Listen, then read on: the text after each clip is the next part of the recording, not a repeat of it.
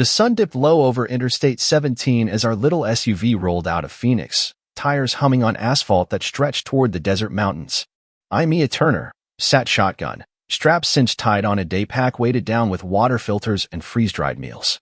Behind me, Jordan Lee manhandled the last duffel into the rack, while Alex Ramirez and Sam Brooks argued good-naturedly about who'd forgotten to pack the extra socks. By the time we crested the final ridge, the sky had turned molten orange. We stopped at a turnout overlooking Chevelon Canyon Lake, its surface smoothed by afternoon breeze into a sheet of glass. Alex hopped out, stretching tight muscles after the drive.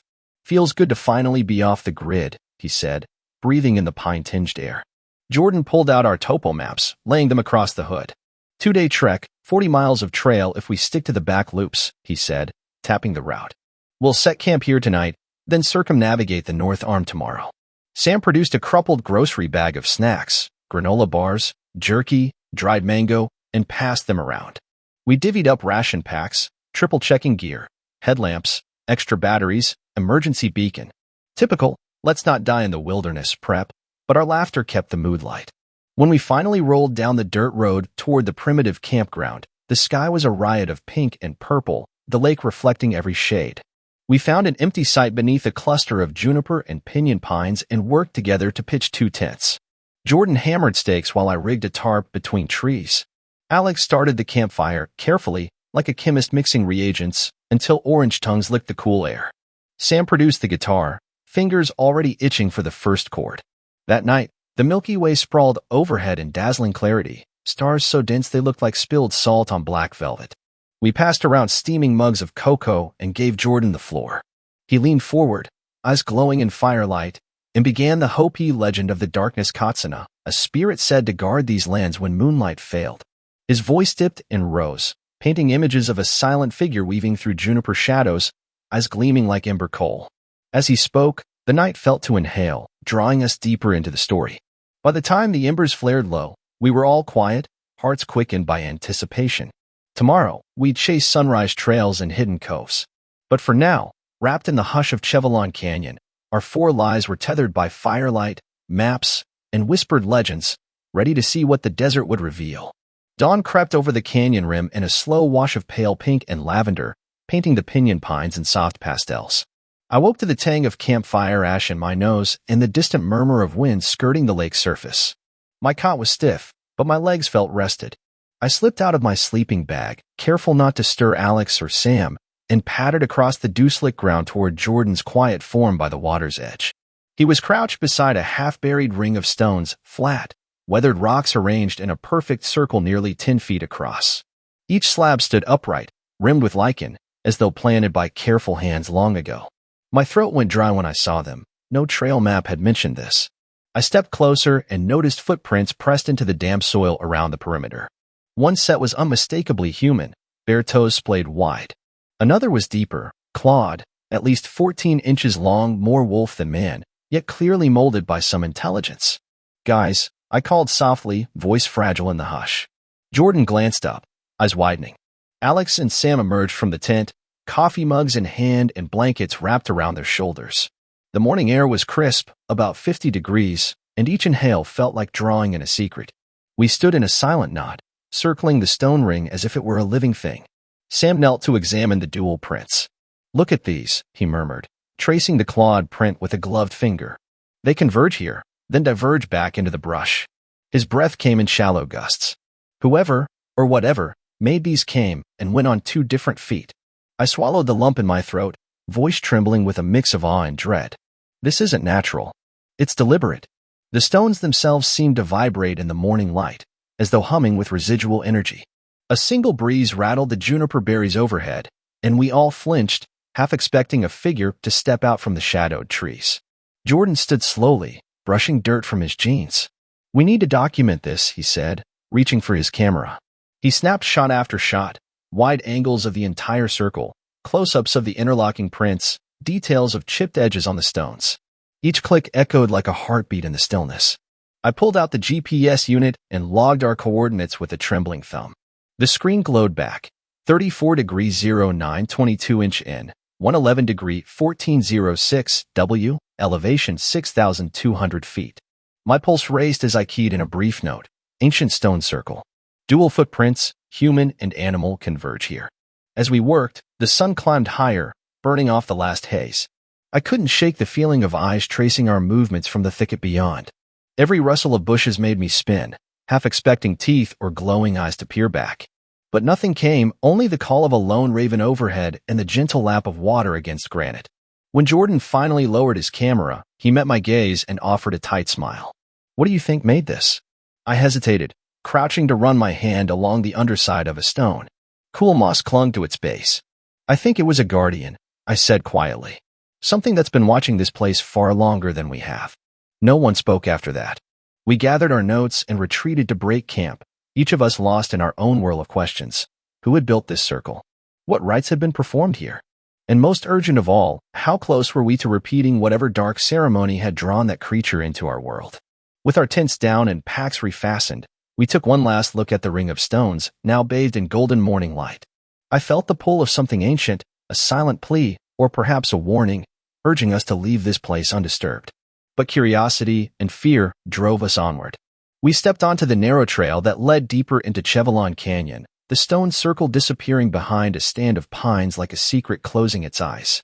As dusk settled over Chevelon Canyon, the sky shifted from sapphire to ink black in minutes, and the temperature dipped into the low 40s. We'd hiked another 3 miles beyond the stone circle, finding a small hollow sheltered by juniper and pinyon pines. Jordan and Sam worked together to rig up a tarp cloth lean-to, while Alex gathered deadwood for a robust fire. I unpacked our camp stove and heated water for dinner, a simple pasta with tomato powder and dried vegetables. But even as the steam curled from our metal bowls, an undercurrent of tension pulsed through our group. After supper, we clustered around the firelight, its orange glow dancing across our faces. Sam strummed a few chords on his guitar, breaking the hush, but each note felt fragile against the stillness of the canyon. I leaned forward, peering into the darkness beyond the flames, and that's when I heard it, a faint, pleading whisper. "Help me." The words drifted on the warm night air, so soft they could have been part of the wind. Alex froze mid-riff on the guitar, his fingers hovering above the strings.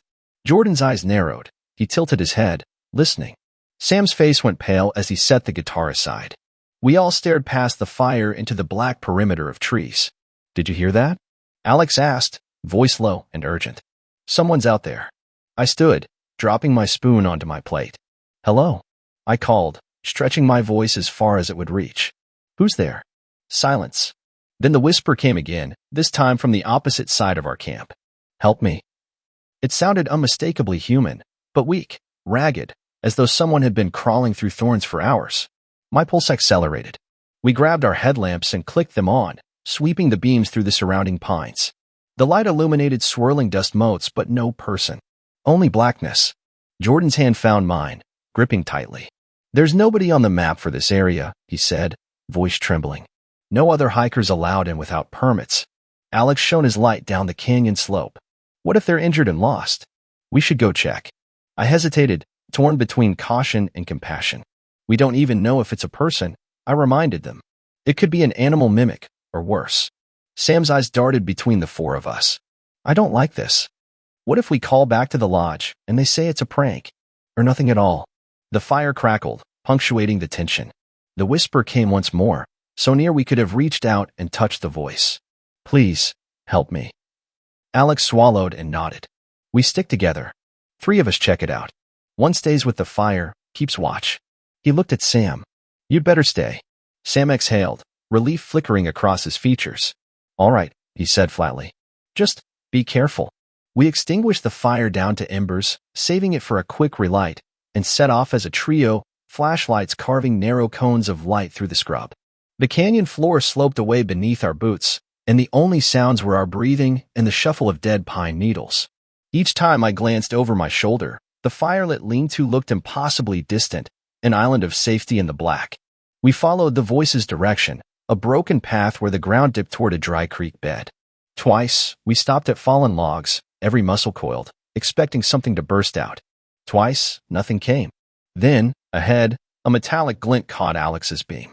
He crouched and swept his light across the dirt, a single hiking pole, snapped in half, handle smeared with dark red. "Shit," Alex whispered, rising. "This is Sam's brand." We exchanged looks. If a member of our own group had been hurt, that would explain it, but Sam was back at camp. Then I spotted footprints in the dust, one set bare toes, wide and human, another deeper, three-toed and clawed. They curved toward a rocky outcrop. Before I could react, a chill wind rattled the pinion needles, and the whisper came again, impossibly close, just beyond our lights. "Help me, please." My blood ran cold. Jordan swallowed hard. "We need to go back," he said, voice cracking. "Now." We spun and broke into a jog back up the slope, hearts hammering like war drums. Branches whipped at our jackets, shadows scheming beneath the trees. The canyon stretched infinitely below us, and every step felt like it might be our last. By the time we burst into the firelight, Sam was up, fire roaring between his knees. He looked at the half-burned logs, then at our faces. "What the hell happened?" I shook, pointing to the broken pole. "We found this in tracks. Something's out there. It's not human." Sam grabbed his guitar case like a talisman. "I'm not staying here alone." Jordan laid a hand on Sam's shoulder. "We'll stick together," he said. "All four of us." As we sat back down around the fire, now a circle of united resolve, the whisper rose one last time from the canyon's throat. "Help me." We didn't respond. We couldn't. Instead, we lit another log on the fire and braced for the night ahead, knowing that the boundary between the living and whatever lurked in those shadows felt thinner than ever. I spoke before my fear could quiet itself. "We need to head back to camp right now." My voice felt strangled in my throat, but the others froze at the crack of my words. Jordan's eyes flicked to Sam's smashed trekking pole, then back to me. "Retreat?" he asked, jaw tight. "We've never turned around before." Alex rubbed the back of his neck, glancing into the dark void of the canyon below. "None of us wants to admit it," he said slowly, "but whatever's out there is hunting us." Sam stomped out the last embers in his fire pit, sparks hissing into the night air. "I'd rather leave the extra gear than become ghost stories ourselves," he muttered. We moved with deliberate slowness, gathering packs and extinguishing headlamps, leaving only the red glow of our emergency beacons to avoid drawing more attention. I threw sleeping pads and half-used food packets into a small pile, apologizing to Jordan as I handed him my lightweight tripod. "Take it," I hissed. "If we ever come back, we'll need it more than this stuff." Jordan hesitated but stuffed the tripod into his pack. "You're right," he said, voice low. "Let's go." Our boots crunched on dry pine needles as we backtracked along the trail, the canyon's inky expanse swallowing the faint beam of our headlamps. Every rustle of brush or distant snap of a twig made us spin in unison, flashlights dancing erratically. I could barely keep my breathing steady. 20 yards from camp, Alex stumbled over something low to the ground. He yanked his light back and groaned. "Tent pole." Over it lay the bent frame we'd abandoned. A dark smear trailed from one corner, a smear that hadn't been there before. My stomach clenched. "They followed us," I whispered. Sam ground his teeth. "Good. Maybe now they'll leave us be." Jordan's flashlight beam caught the tip of a broken branch pointing back toward the campsite, an arrow carved in wood, deliberate. He shone the light on it, and I felt bile rise. "They want us gone," he said, "but not just from the canyon." We didn't argue. In a single motion, we broke into a jog, packs thumping against our shoulders as we fled the lean-to and the shadowed ring of stones. Behind us, the canyon fell silent again, an ominous quiet as if whatever lurked was content with our decision. Reaching the relative safety of our first campsite, the tarp lean-to looked vulnerable under moonlight. We shoved our sleeping bags and gear inside, then collapsed around the new fire Jordan coaxed into life. The flames cast jittery silhouettes on our faces as we caught our breath. Alex kicked at a rock to stoke the coals. "We left everything," he said, voice hollow. "Cameras, maps, extra food." I rubbed my arms, chilled by more than the night air. "We'll come back with a plan," I promised, knowing how hollow it sounded. "We'll bring help." Sam wrapped his arms around his guitar case. "If we make it through tonight." The fire crackled, the only sound that felt real. And as I stared into the dancing flames, I realized none of us would ever forget the moment we chose to run, and the reason we did. We let the fire dwindle to glowing coals and huddled close, each of us acutely aware of the canyon's infinite darkness pressing in around our small circle of light. The temperature dropped into the 30s, and my breath came out in frosty puffs. I unwrapped my emergency blanket, crinkly and thin, but its metallic sheen reflected the ember's warmth back onto my skin, a small comfort against the night's chill. "Listen," I whispered, voice nearly lost in the hush. The canyon exhaled a long sigh, an almost imperceptible rustle, like silk sliding across stone. Then came second sound, A low, rhythmic thump, far off but drawing closer, as if something massive was pacing just beyond our sight. Jordan's eyes went wide. "That's not the creek," he said, jaw clenched. "That's heavy footsteps." Alex tightened the straps on his pack, ready to bolt. "We can't outrun it if it's that big," he muttered. Sam strummed a single chord on his guitar, quiet, tentative, then let the music die on his lips. "Thought it might comet," he said, eyes fixed on the dark line of trees across the clearing. "Guess not." I leaned forward, elbows on knees, peering into the blackness. "We need a distraction," I said, heart thudding. "Something loud that'll send it the other way." Jordan nodded, his face set with determination. He dug into his pack and pulled out the portable speaker we'd brought for podcasts on the trail. "What do we have?" he asked, scrolling through playlists. "Wolf howls? Bear calls. Play the wolf pack track," I said. "Maybe it'll think there's a rival in its territory." He hit play, and a chorus of distant howls echoed through the canyon, rolling off the rock walls in a mocking call and response. The footsteps halted. We all held our breath then. From the edge of our firelight came a low growl. Not furious, but curious, probing. At the far margin of the clearing, two red gold eyes flickered into view. The creature stood crouched, body massive and lean, but unmistakably wolf-like, save for the two long limbs and the way its joints bent backward. It sniffed the air, ears swiveling toward each howl track, then toward the firelight. The speaker's howls faded, replaced by the scrape of claws across soil. My pulse pounded in my ears as it inched closer, hesitant. I swallowed, tightened my grip on the bear spray at my side. Every instinct screamed to run, but I forced myself to stay seated, small and still. Then it froze, nose quivering. A second later, a shrill whistle pierced the air from beyond the pine line. It was high-pitched, urgent, almost human in tone. The creature's head snapped toward the source, eyes narrowing.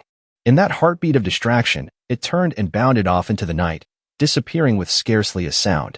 We exhaled in unison, tension draining from our bodies. The canyon settled again into that dense, expectant quiet. None of us spoke for a long minute, as if afraid even a whisper might draw it back. Finally, Jordan killed the speaker. "That was close," he said, voice shaking. "We need to get out of here by dawn." Alex nodded, already gathering gear. We pack light, move fast. Sam checked the coals. "One more cup of coffee?" I shook my head, but the thought of warmth was enough. "Make it quick." As he set the kettle on the embers, I stared into the dying fire, mind racing. We had startled something primal, something that didn't belong to any map or trail guide. And despite our fear, I felt a spark of resolve. We would see this through. We owed it to Sam, who might still be out there, and to whoever or whatever had chosen this place as its home. When coffee was ready, Jordan held his mug in both hands, savoring the heat. "First light," he said, voice firm. "We follow the canyon rim south until we hit the service road. 13 miles, straight shot." I nodded, sipping bitter coffee that burned down to my belly. "And no more playing songs," I added wryly. He managed a tired grin. "Agreed." We doused the coals, folded the tarp, and slipped into our packs. Each step away from the fire felt like peeling off a layer of safety, but the canyon's edges seemed kinder in the gray wash of pre-dawn. We hiked in silence, boots muffled on the soft dirt, heads down against the cold breeze. The sky brightened in shades of slate and silver, and by the time we crested a low rise, orange fingers of sunrise streaked the horizon. In the distance, the ribbon of the service road glistened, our lifeline back to civilization. We paused, each of us breathing in the promise of daylight. The canyon below, once menacing, now looked serene in the dawn. But we all knew the truth. Darkness had its secrets, and we'd barely scratched the surface. Shoulder to shoulder, we steeled ourselves and began the final leg toward the unknown, but together, resolute to survive and to uncover whatever lay hidden in Chevelon Canyon. By the time the service road hove into view, the sun was fully up, its warmth a sharp contrast to the night's chill. We trudged the last half-mile in near silence, muscles burning but spirits lifted by the promise of paved asphalt underfoot. When Jordan pressed emergency on his beacon, the ping reached the dispatch center within seconds, and headlights swept toward us around a blind corner. We climbed into the park SUV like castaways boarding a rescue vessel. Ranger Dunbar, mid-40s with a salt and pepper beard and steady hands, checked our vitals before handing out thick blankets. "You look like hell," he said, but his tone held relief more than reproach. Alex managed a weary grin. "Better than canyons do," he quipped. As we rattled back toward the main station, I replayed the night's horrors in my mind. That echoing howl from the speaker, the red gold eyes frozen on us, the way the twisted limbs bent, not quite man, not quite beast. I glanced at Mia, her eyes fixed on the passing desert scrub, jaw clenched in exhaustion. She caught my look and nodded, as if sharing a silent vow. We'd return. We had to. At the ranger station, we filed our report. Timestamps, GPS coordinates, trail markers left behind. Harris and the biologist on duty furrowed their brows at the documented stone circle and dual footprints. They promised to send a larger support team, tracking dogs, infrared cameras, even a local tribal elder well-versed in Hopi legend. But before we left, I slipped back into the station's evidence locker and peeled one of our camera SD cards from its case. In the footage, I'd captured only a flash of movement, a gaunt silhouette stepping past a tree, silver eyes flickering in the night vision. I tucked the card into my pocket, determined it wouldn't be the final proof this forest wanted to hide. Later, beyond the station's lights and into the safety of town, driving past the neon glow of a 24-hour diner, I allowed myself a moment to breathe. We'd survived Chevelon Canyon's darkest secrets, but the canyon hadn't surrendered its guardianship lightly. In my hand, the SD card felt like a pact, a promise that we would come back, that we would peel back every layer of shadow until the truth, however terrifying, was laid bare. And deep down, I realized this was only the beginning of our story. Because some legends aren't written in books. They're etched into the earth, whispered by stone circles, and guarded by creatures born of ancient fears. And we had just been initiated into their world. By the next week, our report had stirred enough interest that a joint expedition was organized. Park biologists, tribal liaisons from the Hopi Cultural Preservation Office, and 2 canine tracking teams.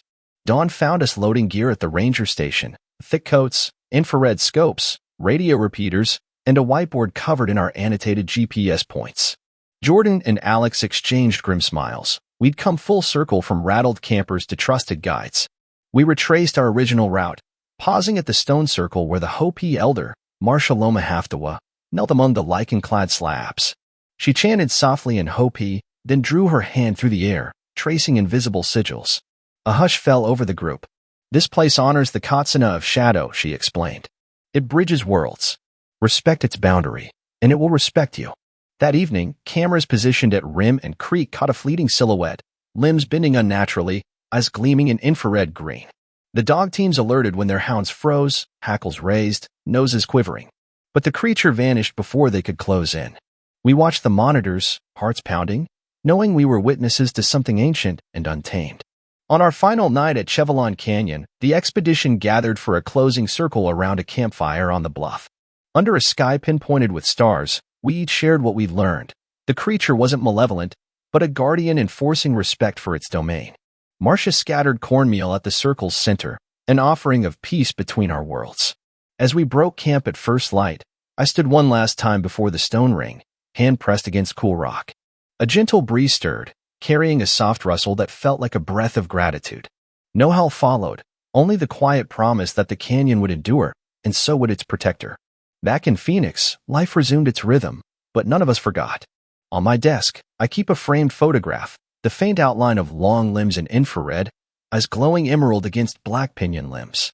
It reminds me that legends live where stories end, and that some nights, if you listen closely, the desert still whispers its ancient truth. The train whistle faded in the distance as I stepped onto the damp platform at Evergreen Junction. My boots clicked against the concrete, echoing a rhythm older than my memories. I pulled my jacket tighter. Mid-October in Washington means mornings that bite at your skin, even if the midday sun promises warmth. In my hand, worn leather felt reassuring. The journal my grandmother left me, filled with her silver-scripted tales of our ancestors, the forest guardians. I'd grown up on those stories of great-great-grandparents who walked these same cedar-shaded trails, sworn to defend the old growth against any who would harm it. Grandma's words had shaped me. The woods speak. Taylor, you just have to learn their language. Now, with my new ranger badge pinned to my chest, it was up to me to listen. A rumble of diesel announced the lumber truck pulling into view beyond the station. I hoisted my pack, 40 pounds roughly, packed with maps, radio gear, and a few personal mementos, then climbed into the passenger seat of the park SUV waiting in the lot. Ranger Connors gave me a nod as he handed over a steaming cup of coffee. "Welcome to Blackwood Lake," he said, voice gravelly but kind.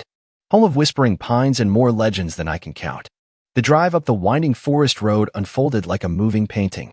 Moss-draped cedars towered overhead, their trunks thick as telephone poles.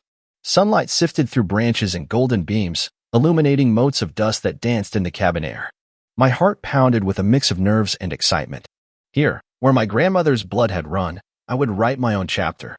At the ranger station, a rustic cabin of weathered logs perched on the lake's edge, I stepped out and let the world settle around me. The scent of pine sap and damp earth was stronger than any city street. I ran a hand along the rotting dock railing, glancing at the lake's ink-black surface, smooth as glass. Somewhere beneath those dark waters lay secrets older than any tree, secrets I'd come to uncover. That evening, as the sun dipped beyond the western ridge, I unpacked the leather journal on my desk and traced Grandma's looping handwriting. When the forest chooses you, its heartbeat becomes yours. Guard it well. I closed my eyes and breathed deeply, committing the words to memory. Tomorrow, my watch would truly begin. Morning light slipped through the blinds at 6:15 a.m., painting the bunkhouse walls in pale gold. I shrugged into my insulated jacket, still 42 degrees out, and headed straight for the trail. My boots crunched on frosted needles as I followed the shoreline toward the old logging road. Not 15 minutes in, I spotted it, an imprint in the soft mud, larger than any human foot, nearly 14 inches long, with 5 elongated toes tipped in what looked like claw marks. I knelt beside it, tracing the uneven ridges with a gloved finger. The impression was deep, almost 2 inches, like whoever, or whatever, made it weighed more than 200 pounds. My pulse quickened. I snapped photos, strobed the GPS coordinates into my unit, and tucked the SD card into my pocket. As I stood, a crackle buzzed through my radio. Static flared, then silence. I tapped the mic. Station, this is Ranger Rivers. Do you copy? Nothing but that sharp hiss. I glanced down the trail, no other signal tower for another 3 miles. Sighing, I flicked the squelch wheel back and forth until the speaker fell silent. I'd known coverage would be spotty, but this felt different, more abrupt, more final. I pressed on, eyes peeled for more clues. The logging road wound beneath towering Douglas firs, their needles whispering overhead. A stiff breeze swept down the slope, carrying the tang of damp earth and old rot. I climbed over a fallen log and almost tumbled into a shallow creek. As I knelt to cup the icy water, something glinted on a rock, a strip of red fabric, frayed at the edges. I picked it up, heart thudding. It looked like part of my own patrol shirt, bright crimson, yet there was no way I'd ripped it. I turned it over, finding a single screw embedded in the weave, rusted with age. My stomach knotted. Someone had been here, left a breadcrumb that matched my uniform, and vanished. The creek spat me back onto the bank, and I shook off the heaviest dread. Get a grip, Taylor, I muttered. I snapped a few more photos and logged another note. Possible staged clue. Monitor for pattern. I pressed the radio again. Still nothing, I said aloud. My voice sounded small in the hush. I stuffed the fabric into my pack and kept hiking, heading for the meadow overlook where I planned to set up a camera trap. By midday, the sky had clouded over, and a fine drizzle began to fall. I checked the footprint again, now partially filled with water, and snapped my final shot before moving on. At the overlook, I rigged the motion sensor and fastened the tranq dart gun to my belt, heart still racing. As I made my way back to the station, each gust of whine through the pines sounded like a warning. Static flared on the radio one more time, briefly, before cutting out. For a single second, I thought I heard a whisper, "You're not alone." Then nothing. By the time I stepped through the station door, damp and tense, I knew in my bones that Blackwood Lake held more than memory and moss. It held a presence, ancient and watchful, waiting for me to prove I was worthy of the legacy I'd inherited. That evening, the sky boiled with heavy clouds, and fat raindrops began to drum on the rooftop of the station. Connors and I drove a half-mile down a gravel service road to a clearing lit by lanterns, where Cowlit's elder Mariah Gray awaited beside a smoldering fire. The air smelled of cedar boughs and sweetgrass smoke. Mariah dressed in traditional buckskin, her long gray hair braided with cedar strips. She motioned me forward and handed me a handful of dried herbs, sage, cedar, and salal leaf, woven into a small bundle. "Smoke cleanses more than flesh," she said, her voice soft yet unwavering. "Let the forest see your spirit is pure." I knelt beside her as she set the bundle alight. Tendrils of smoke curled upward, carrying sparks that danced like fireflies. She guided my hand in drawing a spiral of ash at my forehead, then traced 3 lines down each cheek with her thumb. Each brushstroke tingled, a cool whisper on my skin. Around us, the small gathering of rangers and tribal members formed a loose circle. Mariah began to chant in Hakimilum, her words rising and falling like the wind through treetops. I closed my eyes, letting the cadence wash over me. My heart slowed, and for a moment, the world blurred, flickering between the firelight and a deeper darkness beneath the trees. When I opened my eyes, movement caught my attention, the fire's edge rippled, and in the shadows beyond, a tall shape flickered into view, tapered limbs bending inhumanly, the shine of eyes reflecting the flames. I gasped, instinct pulling me back, but Mariah's hand on my shoulder held me steady.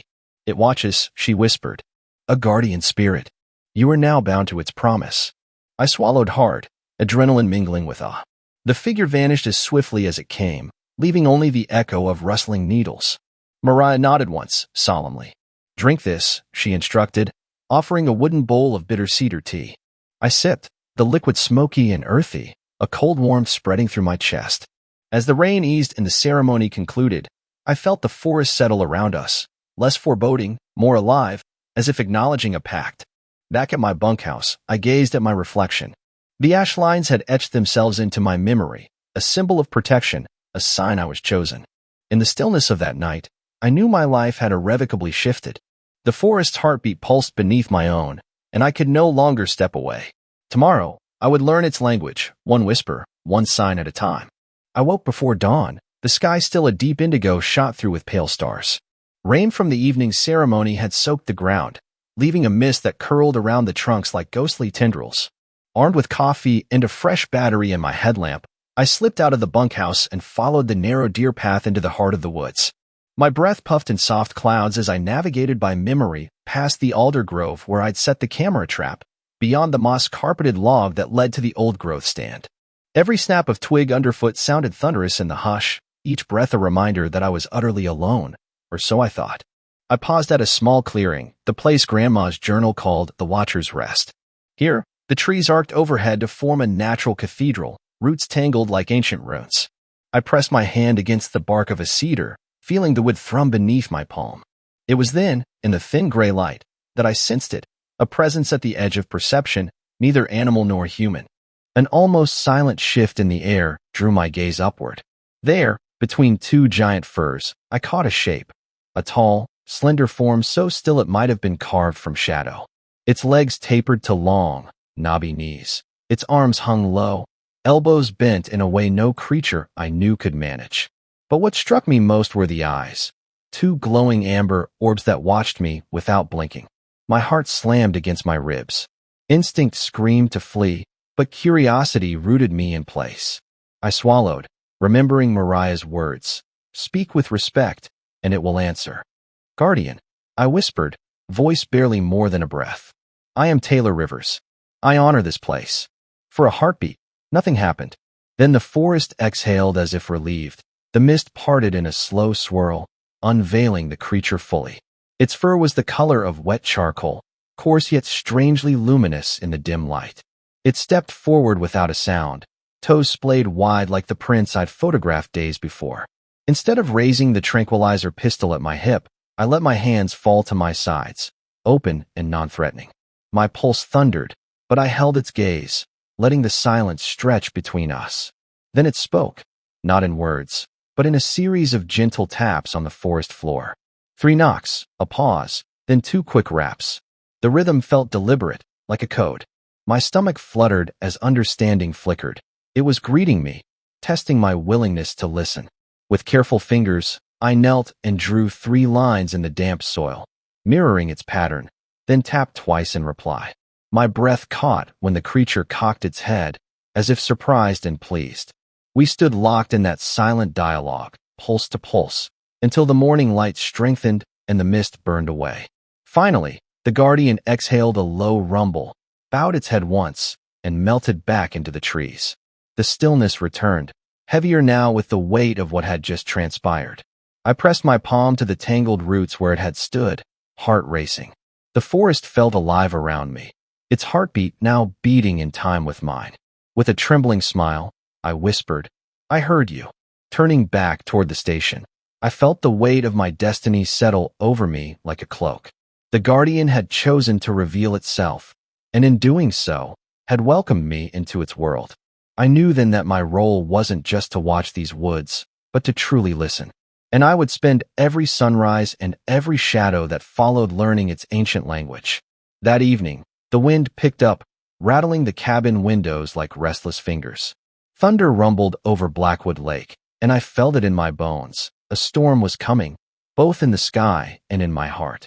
I sat at the desk under the soft glow of a lantern, thumbing through my grandmother's journal. One passage stood out.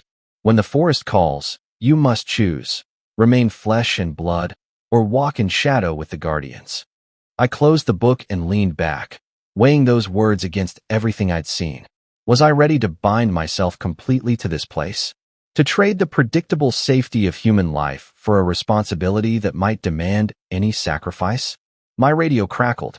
Connors's voice came through, urgent. "Taylor, you okay in there? Storm's rolling in fast. We need to batten down." I tucked the journal into my pack and stepped outside. Sheets of rain battered the clearing, and the sky split with a fork of lightning. Connors helped me secure the porch boards and double-check the emergency gear. Lanterns, extra batteries, first aid kit. His brow was furrowed. "You look miles away," he said. "Something on your mind?" I forced a smile. "Just still processing today." I lifted a damp hand to my brow. I had the woods speak to me again. Connors paused, then nodded as if he already understood more than he let on. "You're part of this place now, Taylor. The storm will pass. Don't lose sight of who you are." That night, I lay awake on the bunkhouse cot as rain drummed overhead. My mind spun with possibilities. If I chose to stay fully human, I could try to maintain a normal life. Weekends off, evenings with friends, a quiet house somewhere. But I'd already seen how quickly the forest slips into shadows when you turn your back. The alternative felt like stepping through a veil, joining the line of ancestors whose spirits lingered here, taking on abilities I could barely imagine, hearing the heartbeat beneath roots, moving silent as mist, understanding any creature's whisper. But the cost? Would I lose my humanity? My family? Lightning flashed, illuminating the room in stark white. In that instant, I saw her face. Grandma, younger, standing at this very desk, pen in hand, eyes fierce with resolve. I sat up, heart pounding. Her voice echoed in my memory. "Courage is choosing the path meant for you, not the one that's easiest." At dawn, the storm cleared, and emerald rays broke through ragged clouds. I stepped onto the porch and ran my hand along the railing, as if seeking her assurance. In the distance, the cedar trees bent gently in the breeze, as though nodding their approval. I unzipped my jacket and drew in a deep breath of crisp, post-storm air, earthy, alive, unsparing. With each heartbeat, I felt the pull of two worlds. Then, with steady resolve, I reached into my pack and laid the journal on the railing. I opened to the choice passage, and, with a decisive flick of my pen, I wrote beneath Grandma's words. I choose the forest. I choose to listen, to protect, to become more than I was. The moment the ink dried, the forest around me seemed to exhale in relief. A single raven called from the treetops, sharp, jubilant. I closed the journal, slung it over my shoulder, and stepped into the clearing. The ground underfoot no longer felt foreign. It felt like home. As I walked toward the mist-draped trailhead, I sensed the guardian waiting, an unseen companion ready to guide me. My path was set. I would honor my lineage, embrace the forest's living heartbeat, and carry the legacy forward. No storm, no shadow could turn me back now. Weeks passed as I settled into my new rhythm. Pre-dawn patrols, midday camera checks, evening ceremony reflections. Yet an undercurrent of curiosity tugged at me. What had come before my tenure here? One drizzly afternoon, I found my answer. While cataloging old equipment in the station's storeroom, I spotted a battered metal filing cabinet tucked behind stacked lanterns. Its once green paint was chipped, rust streaking the corners. A handwritten label, "Private, do not remove," caught my eye. Heart pounding, I slid open the top drawer. Inside lay a leather-bound logbook, yellowed pages curling at the edges. The first entry, dated 1978, was signed by Ranger Evelyn Hayes.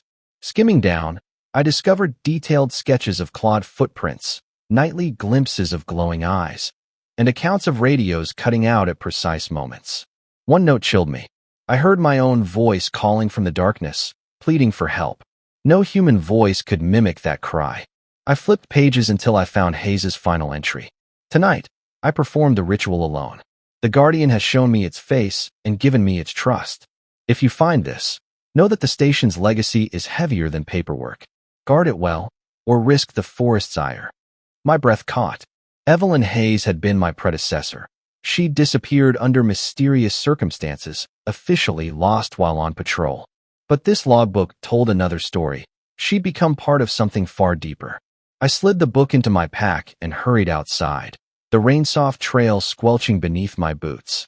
At the ritual clearing, I knelt and opened the logbook to Hayes' sketches. By lantern light, I traced her drawings of stone arrangements and tree branch sigils, symbols strikingly similar to those I'd seen carved into fallen limbs. A soft breeze stirred the pines overhead as if affirming my discovery. I realized the station wasn't simply a post. It was a guardian outpost, its keepers bound by silent oath.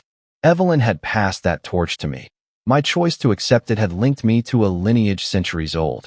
That night, I placed Hayes' logbook beside my grandmother's journal on the desk. 2 stories, 2 voices, 1 purpose: to protect Blackwood's ancient heart. As thunder rolled beyond the ridge, I knew my path was not solitary. I carried with me the wisdom and the warnings of those who came before. Tomorrow, I would add my own entry to the logbook, a promise to honor the legacy and a record of my own encounters, so that future guardians might know they are not alone. Over the next few days, I focused on learning the guardian's language of signs.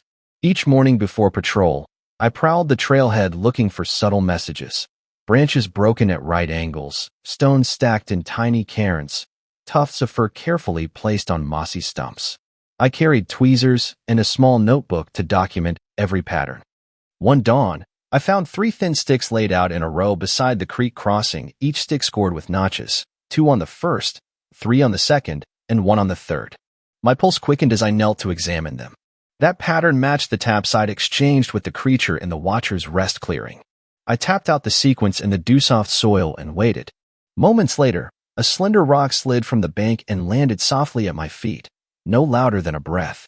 I picked it up, smooth, egg-shaped, with a single groove etched around its middle. I traced the groove with my fingertip, realizing it was a reply. I pressed the rock into my pocket, heart hammering, and tapped back once more, the universal sign for understood.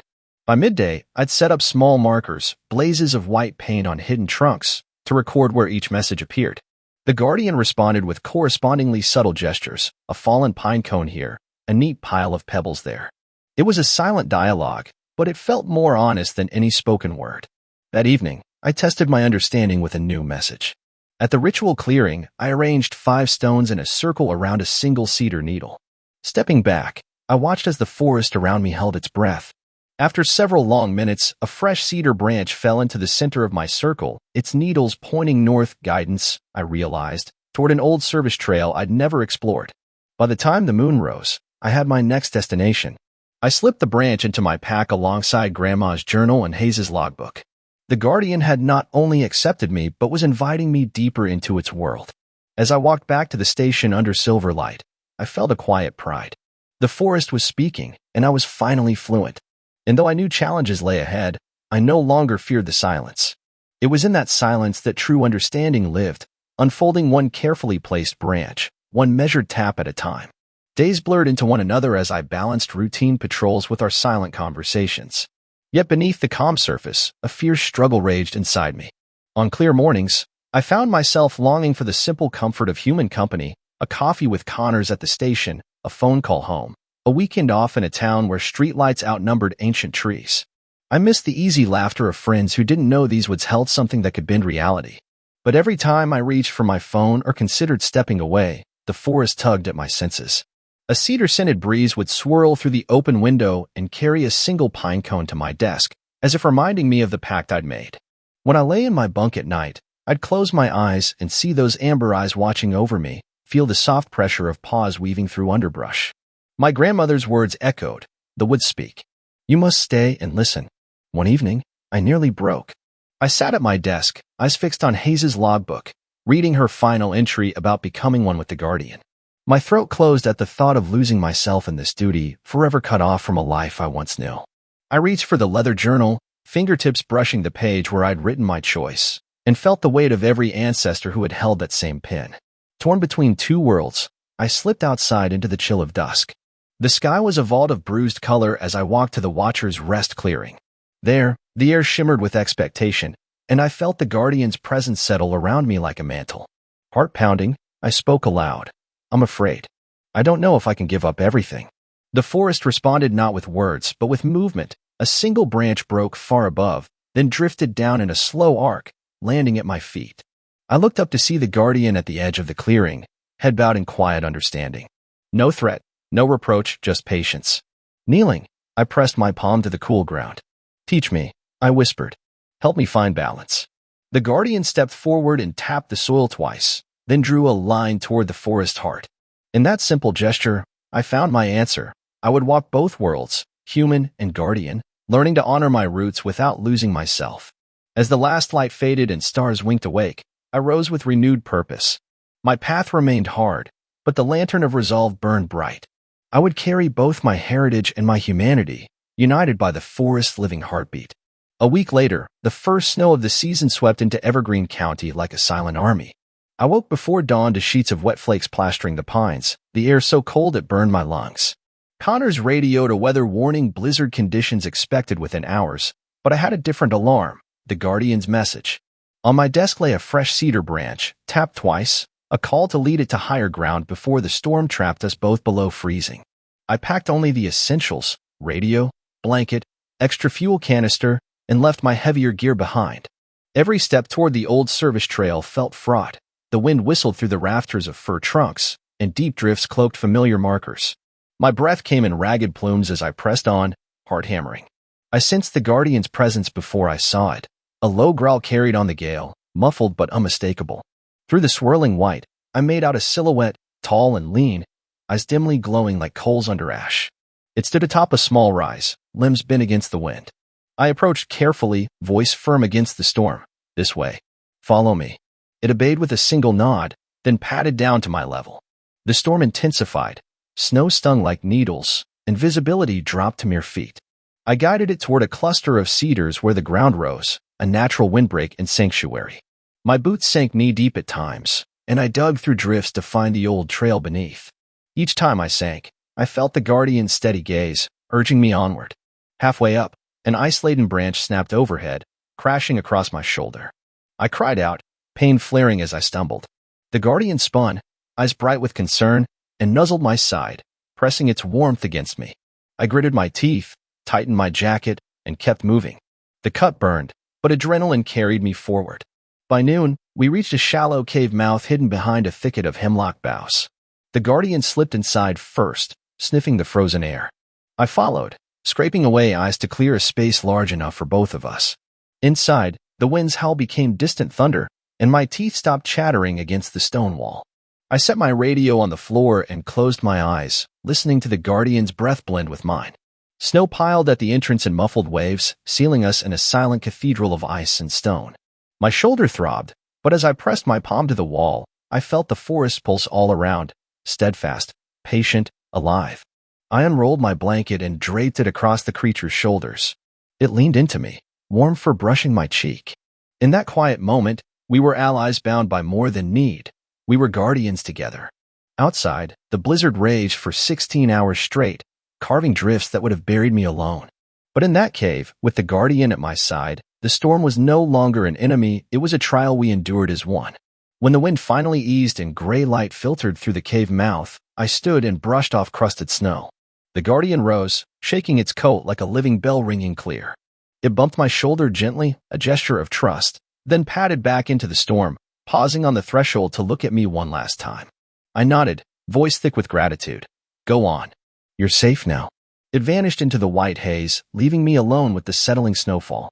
My shoulder ached, and my boots were wet through, but my heart felt unbreakably strong. I had led the Guardian through its darkest hour, at the cost of my own comfort and safety, and emerged on the other side, bound forever to the forest's living spirit. Tomorrow, I would radio for help, document this trial, and record the final notes in Hayes's logbook. But in that moment, I simply stood at the cave's entrance, watching the world turn white and feeling, for the first time, that I truly belonged. When I finally radioed Connors the next morning, My voice came steady despite the stiffness in my shoulder. Storm's passed. I'm at the cave entrance. All clear here. I'll need a ride back to the station.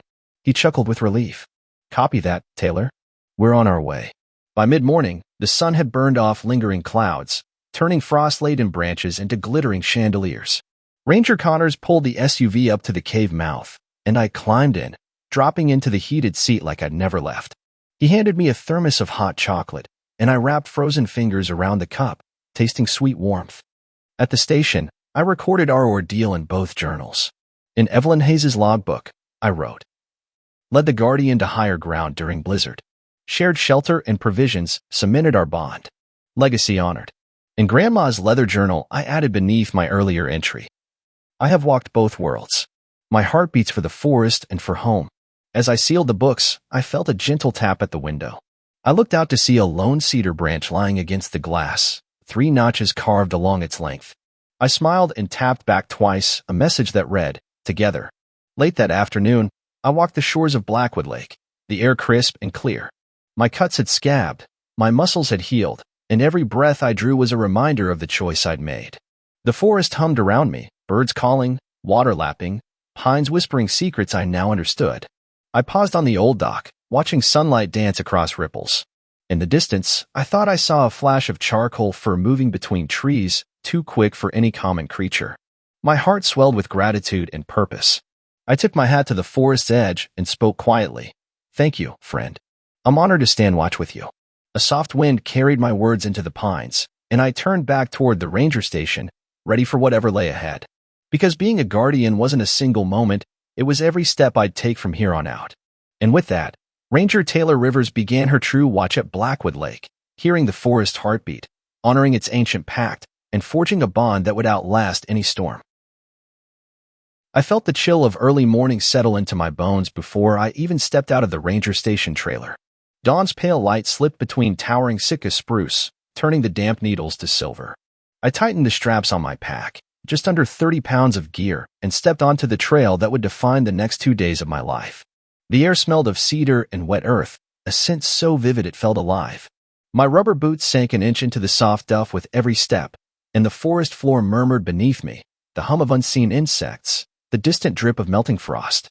Ahead, the path wound like a ribbon through moss-draped trunks, dipping toward a creek before climbing again. According to my GPS, I was roughly 8 miles from the nearest checkpoint, a small cabin where I'd check in by radio. This was no routine patrol.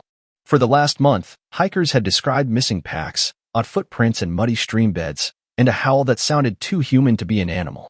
Officially, I was here to reassure everyone. Nothing to worry about, the park office had said. But I learned long ago that nature has its own rules. Out here, nothing to worry about is often just the calm before a storm. I paused on a fallen log to sip coffee from my metal thermos, still steaming, and took in the panorama. Rime-coated branches glistened like crystal chandeliers, and a veil of mist clung to the valley below. The silence pressed in around me, thick enough to taste. A single black crow croaked from high above, and I let out a slow breath I hadn't realized I was holding. Somewhere in these woods, something was watching, and today, I would finally face what it was. I slung my pack back on and let the whisper of the wind guide me uphill. Every few steps, I checked my radio dead air. No crackle, no static, just silence. I told myself this was normal for remote Alaskan pockets, but my heart thumped louder with each mile. A half-mile later, I spotted the first clue, a single footprint pressed deep into the soft mud beside the trail. It was too large, at least 1.5 feet long, and the toes seemed elongated, splayed unnaturally wide. I dropped to one knee, tracing the outline with a gloved finger. The impression vanished into forest leaf litter as if someone, or something, had taken the shape of the earth and melted away. Shaking off a surge of unease, I stood and kept moving. The trail curved beside a crystalline creek, its water rushing in urgent whispers. I knelt to refill my bottle and noticed something odd, the reflection of the opposite bank, perfectly still, except for a flicker, like a white shape slipping between trees. I looked up, but the forest was empty. The only sound was the creek's restless chatter. The sun climbed higher, piercing through the canopy in golden shafts that warmed the back of my neck.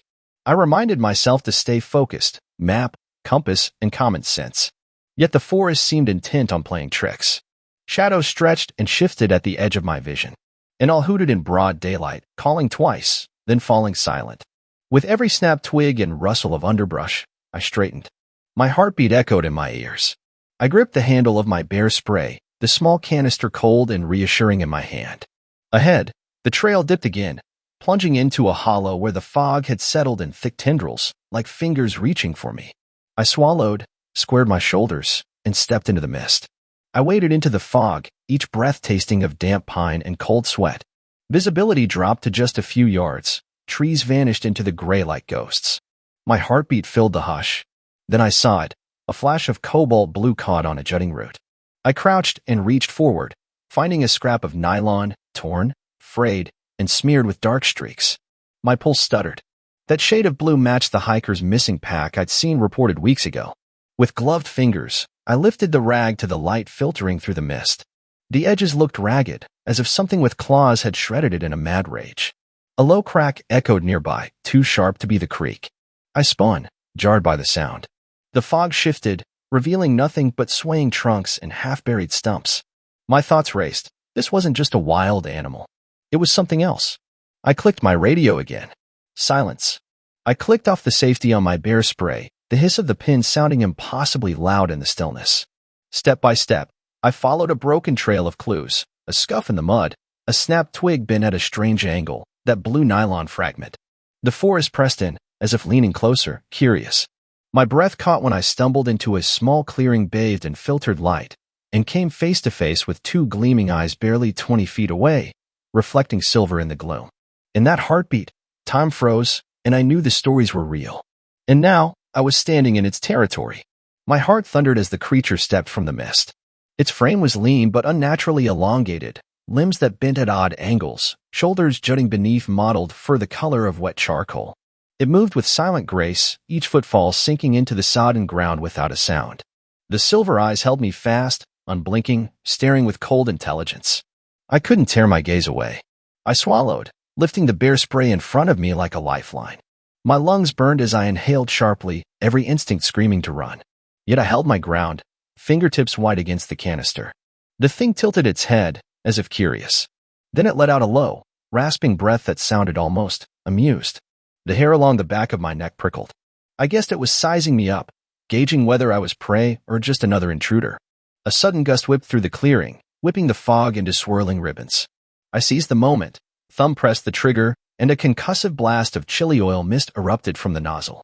The air hissed, and I saw the creature's head snap back, muzzle burning. It shrieked, an otherworldly cry that split the stillness like breaking glass. Claws scrabbled at its face as it staggered, silver tears streaming down its cheeks where the spray had hit. But it wasn't down for long. With a snarl that felt like a curse, the beast lunged. I pivoted on my heel, stumbling backward and firing another burst of spray.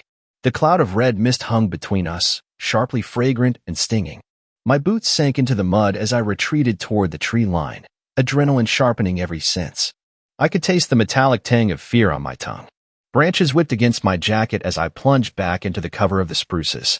I dared not look behind, but I could hear it crashing through the underbrush, heavy limbs thudding against trunks, desperate, relentless. I forced myself to keep moving, following instinct rather than trail, my pack bouncing against my spine with every frantic step. My breathing came in ragged gasps that felt too loud in my own ears. After what felt like an eternity, I burst into sunlight at the edge of a narrow creek. Without pausing, I plunged into the icy water, the cold searing through my soaked clothes and fracturing the fog of panic in my mind. The current tugged at me, but I waded upstream, determined to put the creek between me and that thing. Waves of exhaustion crashed against my resolve, yet I pressed on, quelling the urge to look back. When I finally climbed out on the far bank, I leaned against a mossy boulder, drenched and shaking. My hands trembled as I fumbled the safety back onto the spray canister. The forest behind me was deathly still now, the only sound the creek's steady gurgle. I pressed my forehead against cold stone, closing my eyes for a moment to steady my racing pulse. I was wounded in pride more than in flesh, but still alive. In that quiet aftermath, a single thought unfurled in my mind. This wasn't over. The forest had shown me what lived here, and it had marked me. I would need more than pepper spray to survive what was coming next.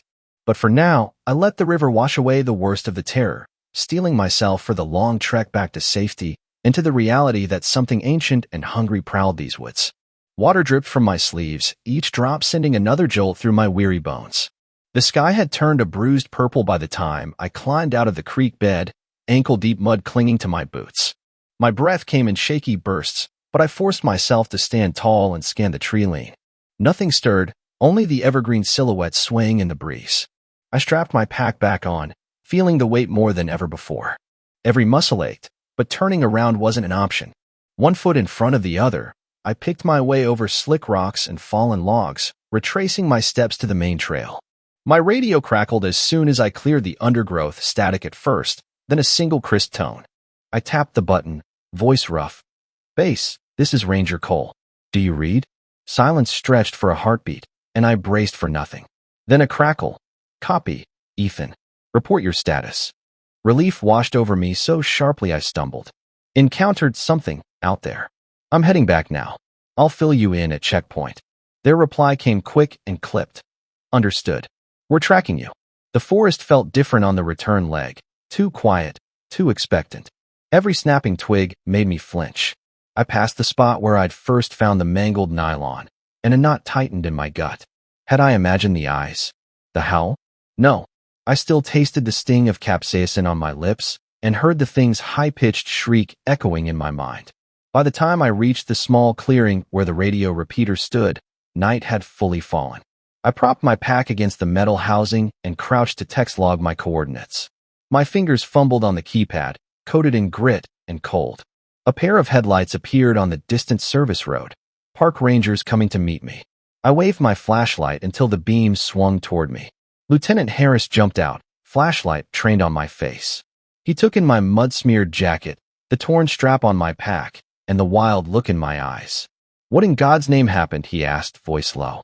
I met his gaze and swallowed hard. "Something old, something not human. It's out there, Lieutenant. And it's not done with us." They loaded me into the SUV and fired up the engine. As the vehicle rumbled down the gravel road, I looked back at the dark forest swallowing the repeater hut. A chill that had nothing to do with the Alaska night settled in my chest. Out there, in the silent trees, I felt watched still by ancient eyes that didn't blink, waiting for me to return. I didn't know how this would end, but I knew I couldn't unsee what I'd seen. Tomorrow, I'd gear up again. Tomorrow, I'd go back out, because someone had to stand guard when day fades and the shadows come alive. And I'd be damned if I let this place claim another life on my watch.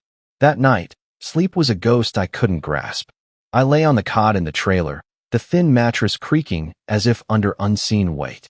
Every time I closed my eyes, I saw those silver eyes hovering at the edge of my vision, heard that impossible shriek echoing through the trees. Dawn felt miles away. When the first pale light filtered through the blinds, I dragged myself up. My body felt bruised and hollow, but the moment I hit my boots against the floor, adrenaline flared anew. There were questions waiting, reports to file, logs to update, but first I needed coffee. Strong coffee, black, enough to keep my nerves from fraying. Stepping outside, I found Lieutenant Harris already pacing by the service truck. His breath rose in quick white puffs.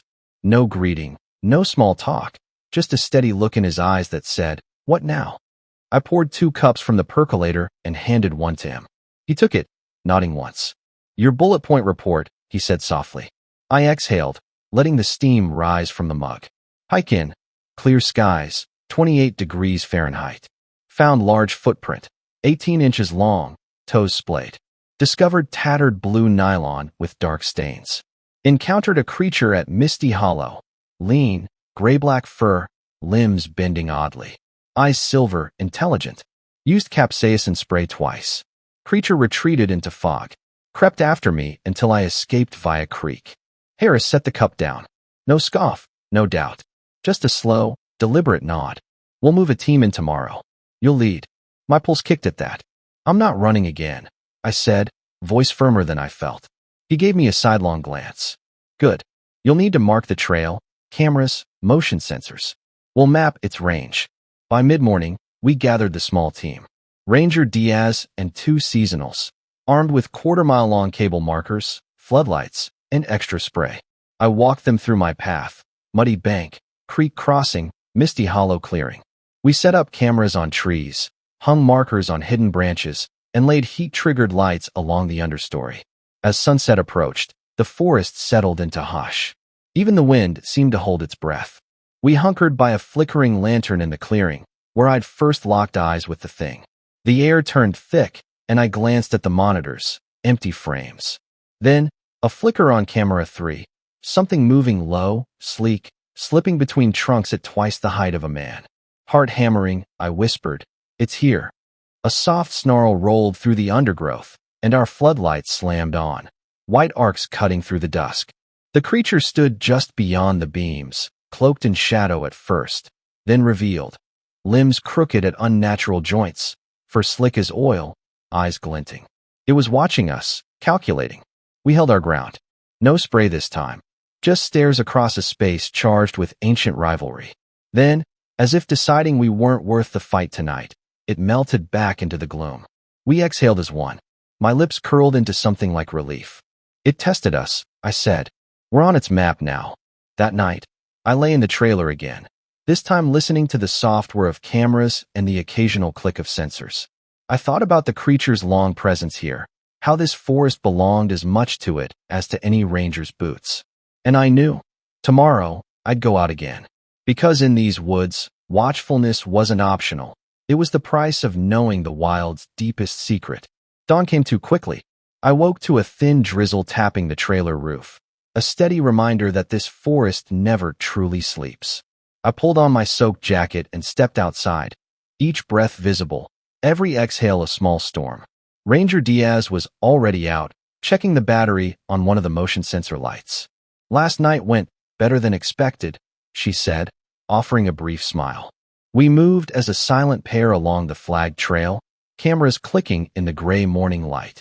Every 5 yards, I paused to point out subtle signs. Bent grasses, bark scraped away in long gashes, the occasional tuft of coarse fur snagged on a branch. By mid-morning, we'd mapped nearly a quarter-mile of its territory. A mile downstream, we reached the creek crossing where I'd waded through iced water to escape. The banks here were steep, roots exposed like skeletal fingers. I knelt to inspect a deep scrape on one root. Fresh, still oozing sap mixed with something darker. My stomach clenched. "It's moved this way recently," I murmured. Diaz set a handheld camera to record as we followed the wet ground. A sudden crack, too loud, echoed upstream. We froze. My hand dropped to the spray at my hip. In the muted light, I saw it slink behind a cedar, a form half-hidden, watching us. Its head tipped, ears flicking, silver eyes catching the dull light. It didn't flee. It just stared. "Stay calm," I whispered. Diaz swallowed, nodding. I raised my hand, palm open, a non-threatening signal I'd practiced on other wildlife. The creature cocked its head, then took a slow step forward, probing. I held my ground, heart pounding, every muscle tense. It reached the edge of the bank, sniffing the air. For a breathless moment, predator and ranger stood face to face, separated only by a handspan of muddy creek. Then it exhaled, a low, rattling sound, and stepped back. Without another glance, it slipped into a tangle of undergrowth, disappearing as if it had never been. I exhaled, lowering the spray. "It's testing our resolve," I said, voice rough. Diaz nodded, eyes wide but steady. We pressed on to the next checkpoint, a rocky bluff overlooking a fog-shrouded valley. From there, I radioed base with updated coordinates and a short report. Creature encountered again. No aggression this time. We're holding position and continuing surveillance. As I spoke, the valley below shifted.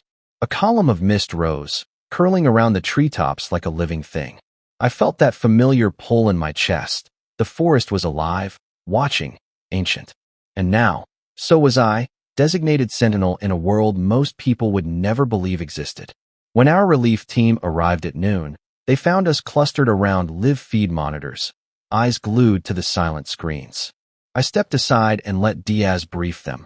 Plans to extend the camera grid, set up remote speakers playing wolf calls to draw it out, and prepare a safe observation platform near Misty Hollow.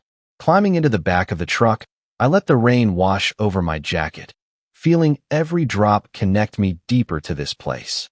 Somewhere out there, in the shifting shadows, it watched. And I would watch back, until this forest's hidden guardian chose to show itself once more. Nights settled with a hush that felt almost reverent, as if the forest itself were holding its breath for what came next. I stood alone on the raised platform we'd rigged near Misty Hollow, the glow of motion sensor lights casting long shadows among the spruce trunks. Below me, the cameras blinked on black tripods, each lens aimed like an unblinking eye into the gloom. My radio crackled quietly, Diaz's voice updating based on wind conditions and battery levels, but I kept my focus on the clearing. Every hair on my forearms stood at attention. The damp air tasted of moss and pine resin, and in the stillness, I could hear my own pulse. I raised my hand to my mouth and whispered, "Show yourself." Minutes stretched into eternity. Then, as if answering, the fog peeled back at the clearing's edge. A figure emerged, the creature's silhouette stark against the sickly green glow of the floodlights. It moved slowly, deliberately, no sign of the frantic panic from our earlier run. Instead, there was purpose in every step. I held my ground, reminding myself that I wasn't alone. Behind me, two rangers crouched by the camera controls. Their steady breathing was a soft counterpoint to the forest chorus. I swallowed, my throat tight, and reached for the recorder clip to my belt. If this ended tonight, the world would need proof. The beast entered the light. Up close, its features were even more unsettling, long limbs that tapered into spindly fingers, a ribcage that flexed beneath dull fur, and as not just reflective, but almost human in their depth. It paused 20 feet away, head cocked, as if weighing our intentions. In that electric silence, I sensed an intelligence far beyond instinct. I spoke softly into the recorder. "Creature is calm. No immediate aggression. Observing." My words felt absurd, like talking to a ghost, but they steadied me. Then it did something astonishing. It raised one crooked arm and tapped the ground twice, a slow, deliberate Morse echo. My heart leapt. Was it a warning? A challenge? Or an invitation? I glanced at Diaz. She gave a barely perceptible nod, and I lifted the spray but didn't cock it. No sudden moves. The creature repeated the taps, then extended its arm toward me in a horizontal sweep, an unmistakable sign to keep back. The message was clear: respect this boundary. Tension knotted in my chest, but understanding bloomed faster than fear. I lowered my shoulders and stepped back 5 paces, hands open at my sides. It regarded me for another breath, then, as though satisfied, it turned and retreated into the shadows with the same silent grace it had appeared. The floodlights followed its shape until it was swallowed by the tree line. Then the lights clicked off one by one, plunging Misty Hollow back into darkness. A collective exhale rose from our team. No one spoke at first. Our silence was a tribute to what had just transpired. Finally, Diaz whispered, "It told us enough." I switched off the recorder and nodded, voice barely above the wind. "We'll respect its space." As we packed down the equipment, I felt the forest exhale too, an ancient rhythm settling back into place. Tomorrow, we'd review the footage and broaden our perimeter. But tonight, I walked away knowing I'd witnessed something that transcended every rule I'd learned in ranger school. In those tapping knocks, the forest had spoken. This land belongs to more than just people, and true guardianship meant more than confrontation. It meant listening. Dawn's first light filtered through the pines as I stepped onto the path leading back to the ranger station. The platform we'd assembled lay dismantled behind me, tripods folded and cables coiled, silent monuments to last night's uneasy truce. My shoulders felt lighter, though my mind buzzed with every exchange, every tap of that creature's knobby fingers. Lieutenant Harris met me at the station's threshold, steaming mug in hand and eyes bright with questions. I offered him a nod instead of words. Sometimes proof isn't photos or recordings, but the look in your eyes. He gestured toward the cabin's small conference room, where Diaz and the team had already started reviewing the footage. Inside, the monitors glowed with grainy night vision clips.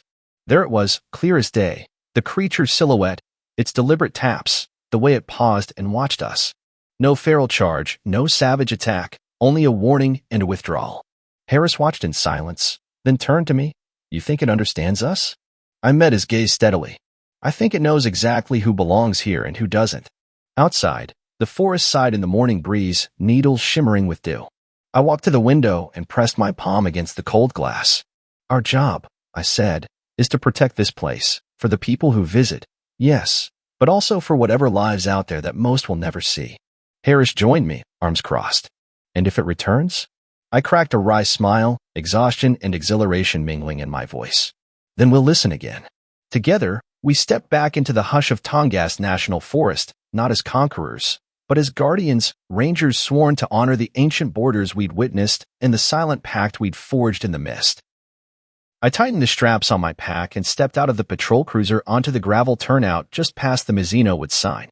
It was early, air hovering around 50 degrees Fahrenheit, and the only light came from my headlights carving a tunnel through the coastal pines.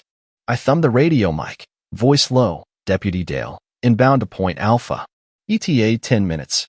45 miles north of town, the forest road narrows into a single track that snakes over rolling hills toward the ocean. As I drove, the scent of saltwater mixed with pine sap through my open window. Fog clung to the treetops, and every so often I caught a flash of white driftwood on the beach below.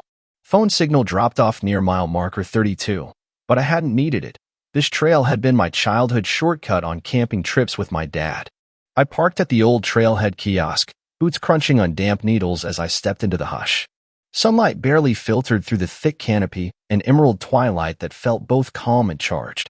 In my right hand, I gripped my maglite. On my hip, the Glock 19's grip felt reassuring. Behind me, the cruiser's engine ticked as it cooled. Ahead, 10 miles of winding trail awaited. My mission was simple on paper: investigate the disappearance of hiker number 3 in as many weeks. But if I learned one thing about Mesino Woods, it was that simple, rarely applied here. I clicked on my GPS tracker, displaying Point Alpha, roughly 6 miles in, and radioed base, Carson en route, setting pace at steady patrol speed. The first mile passed in silence, broken only by the crunch of my boots and the distant caw of a raven. I crossed a fallen log draped in ferns, careful not to disturb the moss. Every footprint in the soft duff told a story: yesterday's hikers, a bobcat on its morning hunt, maybe even the missing person looking for help. 15 minutes in, I paused at a moss-choked stream. I knelt to refill my water bottle and studied the bank for fresh tracks.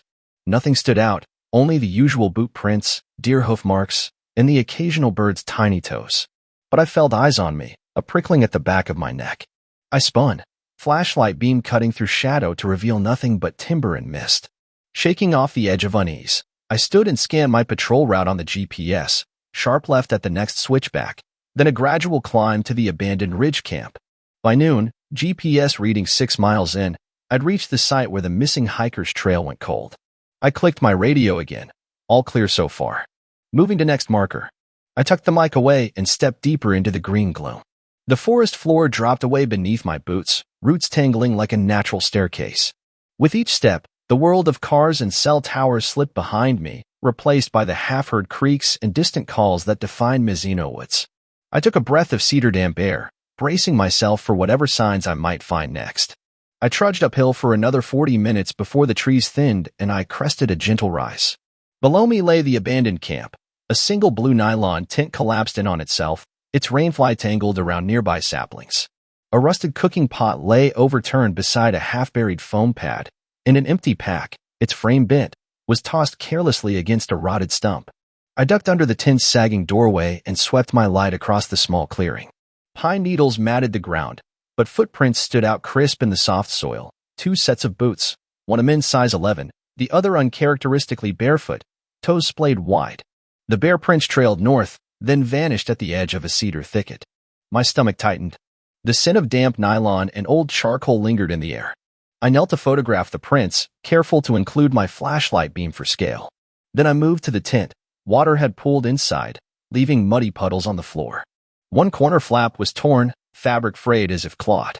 I bagged a swatch of the torn material for analysis. My flashlight picked out a scuffed patch where the tent's floor had been rubbed raw, likely where someone knelt or crawled in a desperate bid to escape. On the stump, someone had scrawled a rough symbol in charcoal, 3 concentric circles with an arrow pointing inward. I snapped a photo and radioed in. Point Alpha camp located. Evidence of 2 occupants, 1 barefoot. Tent damaged, symbolic marking on stump. Requesting crime lab to review prints and fabric. No sooner had I clicked send than a sudden draft rattled the tent poles. My breath caught as I swung the light toward the tree lane. Shadows shifted among the trunks, and for a moment I thought I saw a hooded shape slipping behind a cedar. I exhaled slowly and reminded myself this was still Mesino Woods, where every rustle could mean danger. I gathered my notes and replayed the hiker's description in my mind. Solo trekker, left camp for water refill, never returned. Now I knew why. Somewhere beyond these silent pines, someone or something was watching.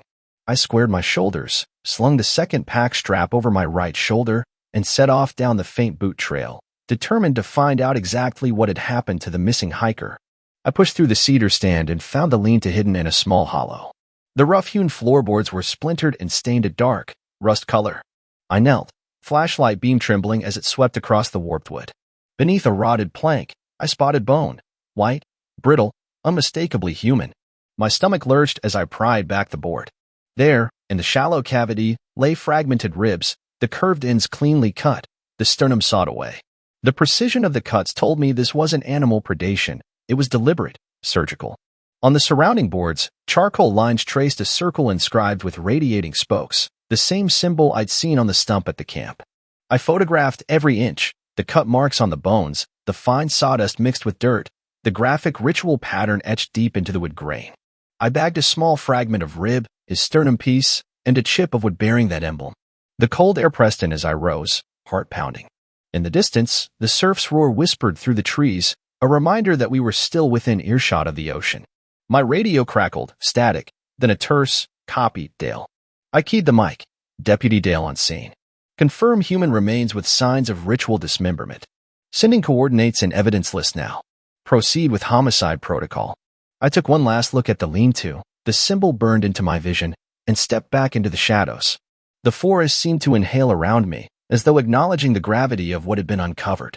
Somewhere out here, the remnants of that cult's dark rites lingered, waiting for someone to finish what they'd started. And I knew I couldn't let that happen. I climbed back into my cruiser with the bone fragment and with chip secured in evidence bags.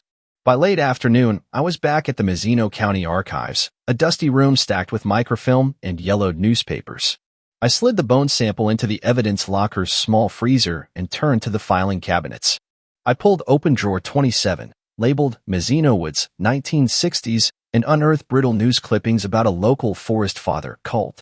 The articles told of hooded congregations meeting in the woods, offering animal sacrifices to a deity they believed protected the land. One eyewitness account described midnight rituals where chanting echoed through the trees and flames danced beneath carved wooden idols. Flipping through, I found a faded photo from 1968, a circle of cloaked figures standing around a crude wooden effigy. The caption read, "Cult members worship Padre del Bosque during solstice ceremony." I stared at the image. There, etched into the log behind them, was the same concentric circle symbol with spokes I'd seen on the stump and in the lean-to. My pulse quickened. These weren't random scrapings or prank symbols. They were the mark of a group who'd vanished decades ago. I cross-referenced arrest records. A police raid on the old Mesino cabin had netted arrests, but most suspects were released for lack of evidence. The story died out until now. I tapped a note into my laptop under Case Notes, Cult Connection. 1968 Forest Father Cult Ritual Site at Mesino Woods Cabin. Symbol matches modern carvings and lean-to etching. Suspected homicides covered up under missing persons reports. Just then, my radio crackled. "Dale, you okay? You sound busy." It was Sergeant Ruiz from dispatch. I ran a hand through my hair. "I'm fine. I've got archival proof. This cult was real, and they worship something called the Forest Father. Their symbol's the same one we're finding. Mental health department might want that," Ruiz replied quietly. "Be safe out there." I nodded, though he couldn't see me. "Will do. I'll report back once I've mapped their old cabin site." I shut the files and headed for the door. Outside, fog rolled in over the coastal hills, blurring the line between land and sea. My mind churned. If this group had returned, either literally or in spirit, they were active again. And someone still believed in the power of the Forest Father. I climbed into the cruiser and punched in the old cabin's coordinates from the 1968 raid report. As the engine hummed to life, I steeled myself for what lay ahead, confronting not just human suspects, but the dark legacy they carried with them into these woods. Tonight, I'd follow those coordinates, find the long-abandoned Mesino cabin, and uncover whatever was left behind before someone else disappeared. I didn't sleep. I was back in Mesino Woods before first light, the sky a slate gray promise of rain. I parked at the same turnout and slipped into the trees with only my headlamp and Glock 19. My breath fogged in the cold air as I retraced my steps to the old camp and lean-to. The camp looked unchanged, collapsed tent, abandoned gear, but on the way, I spotted something new. 100 yards from Point Alpha, a young cedar bore fresh carvings. The concentric circle symbol, its spokes jagged and deep. Rain hadn't fallen yet, so it had to be carved within hours. I knelt and ran a finger through the grooves. Shavings of pale wood lay at the base. Someone was here, active and watching. I snapped photos, my finger trembling on the shutter button, and tagged the GPS. Unsettling sign. Fresh symbol on cedar bark. My stomach clenched. Whoever, or whatever, was behind this cult had returned. I tapped my radio. Base, this is Dale. I've got fresh etchings at grid 6 to 3. No sign of personnel, but definite activity. Requesting airborne overwatch. Static crackled back, then died. I flipped the squelch on my mic. Long silence, then a faint whisper. It sounded like distant chanting, low and rhythmic, carried on the forest breeze. I hunched down, cocking my head to listen. It faded away into the sound of my own heartbeat. I keyed the mic again. Did you hear that? Copy. Nothing but static. I switched off the radio and pressed forward, flashlight beam cutting a narrow path through ferns and fallen logs. Every crack of twig made me spin. When I reached the lean-to clearing, the symbol from the stump was gone. The old carving sanded smooth, as if rubbed away. In its place, 5 scratches formed a star shape on the forehead of the lean-to's main beam. 5 points, a new message I hadn't seen before. I felt the cold edge of fear. The cult's reach extended farther than I'd thought, and they knew I was here. I clipped evidence tags to both trees and the beam, then backed away, breathing hard. Before leaving, I scanned the perimeter one last time. In the distance, where the trail dipped into cedar shadows, a dark figure slipped between trunks. No more than a silhouette, but human-sized and hooded. I didn't wait. I retraced my steps back to the cruiser, heart pounding in my ears. As I drove away, rain began to fall in fat drops, washing over the windshield like tears. This wasn't just a cold case cult from the 1960s coming back to life. It was a living threat, and it was hunting these woods again. And I knew I'd have to face it head-on, before anyone else vanished.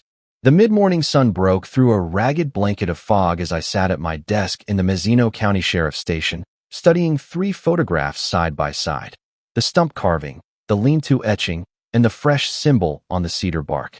Each bore the same concentric circle motif, though carved with slightly different spurts and angles. My gut told me this wasn't random graffiti. It was a coded message from someone, or something, still operating in these woods. I grabbed a coffee and slipped out the back door, heading for the station archives once more. The damp, mossy scent of the forest lingered on my jacket as I crossed the parking lot. Inside the archive room, I flipped through the faded Mesino Woods file until I found it, the 1968 raid report. There, on page 12, a hand-drawn sketch of the old cabin's floor plan showed the very same symbol, stamped in 3 corners of the main room. With renewed urgency, I keyed my GPS to those cabin coordinates, 38.123, 4 degrees north, 122.5678 degrees west, 6 rugged miles back into Mesino Woods. My partner, Deputy Reynolds, climbed in with extra ammo and a set of infrared trail cameras. "You found something big?" he asked, tightening his gloves. I nodded, tapping the printed files on the dash.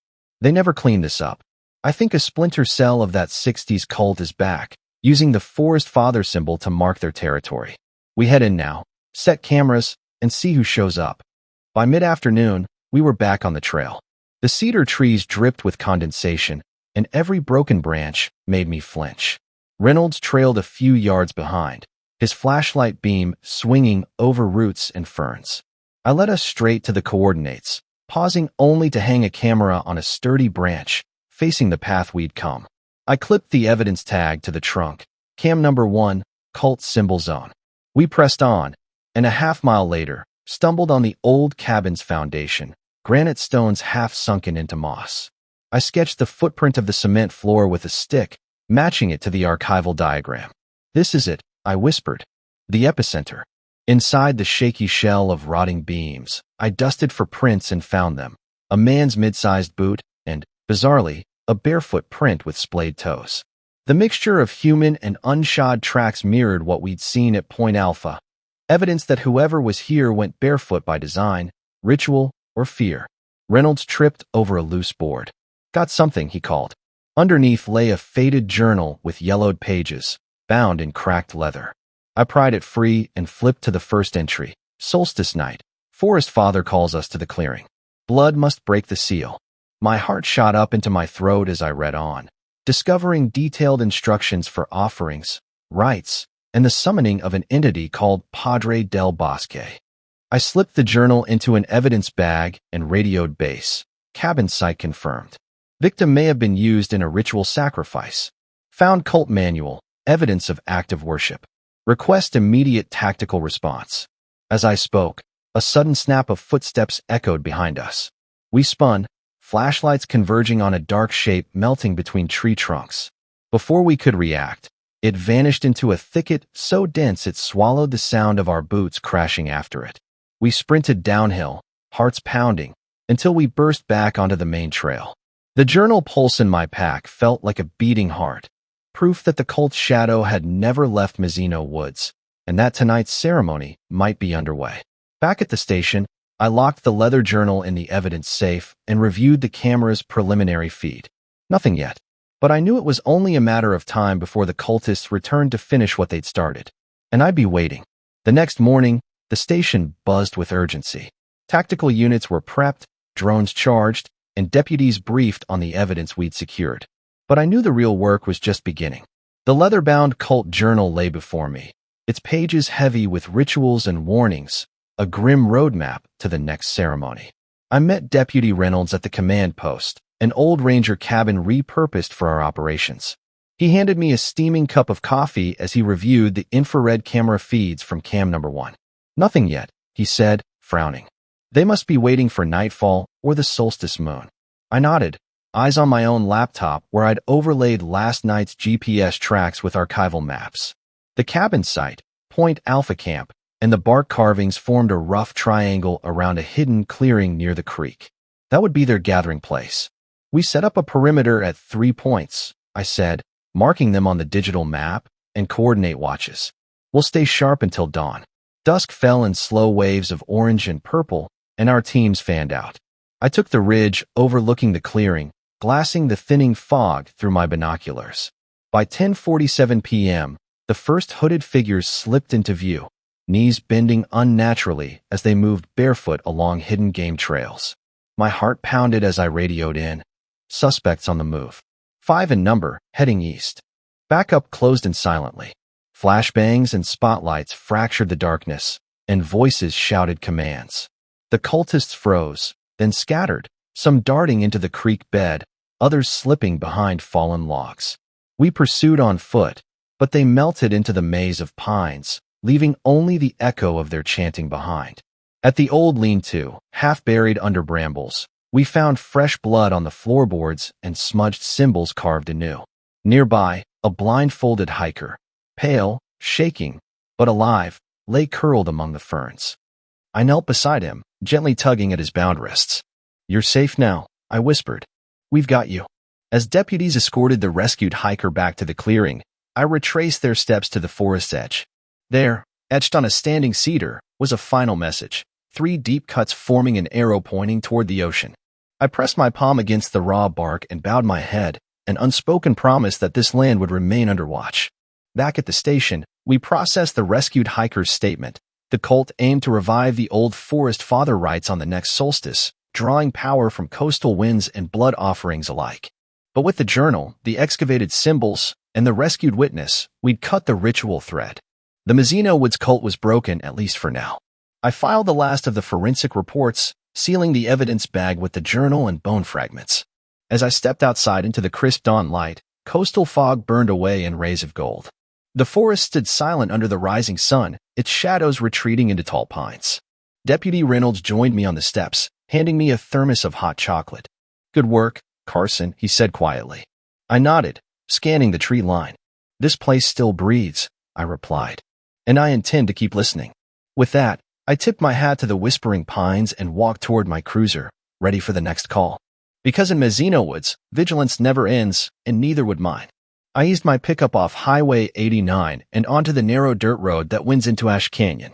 The dashboard clock read 5:47 a.m., still dark, but the eastern sky was already awash of slate and lavender promising sunrise. I took a deep breath of desert air, sharp with creosote and cool enough to burn my lungs. My hands tightened on the steering wheel as memory stirred. 10 years ago this morning, I'd stood at the same trailhead, fresh out of the force, eager to prove myself on a routine search and rescue call. I never imagined I'd come face to face with something that moved like shadow and struck like lightning. The creature had ripped through my uniform, torn into my arm, and left me hollowed by fear. I still carried the scars, a jagged line down my bicep and a chronic tremor in my left hand. But fear didn't own me. Not anymore. I parked at the washed-out kiosk where ancient sandstone walls pinched the canyon to just 20 feet across. I grabbed my worn leather bag. Inside, tucked beneath spare socks and protein bars, lay an old .357 Magnum revolver, its barrel meticulously oiled. Next came my hunting knife, its 6-inch blade nicked from every brush with rock and bone, and a first-aid kit stocked for trauma. Finally, I slipped on my utility belt, shoving the revolver into its holster, knife into its sheath. Moonlight lingered on the jagged rocks above as I clicked on my headlamp. The beam cut a pale tunnel through juniper and scrub oak. I paused at the trail's edge, listening. Nothing but the whisper of wind over sandstone. The canyon seemed asleep, but I knew it wasn't. Not really. I tapped my radio mic, voice steady, Wayne to base.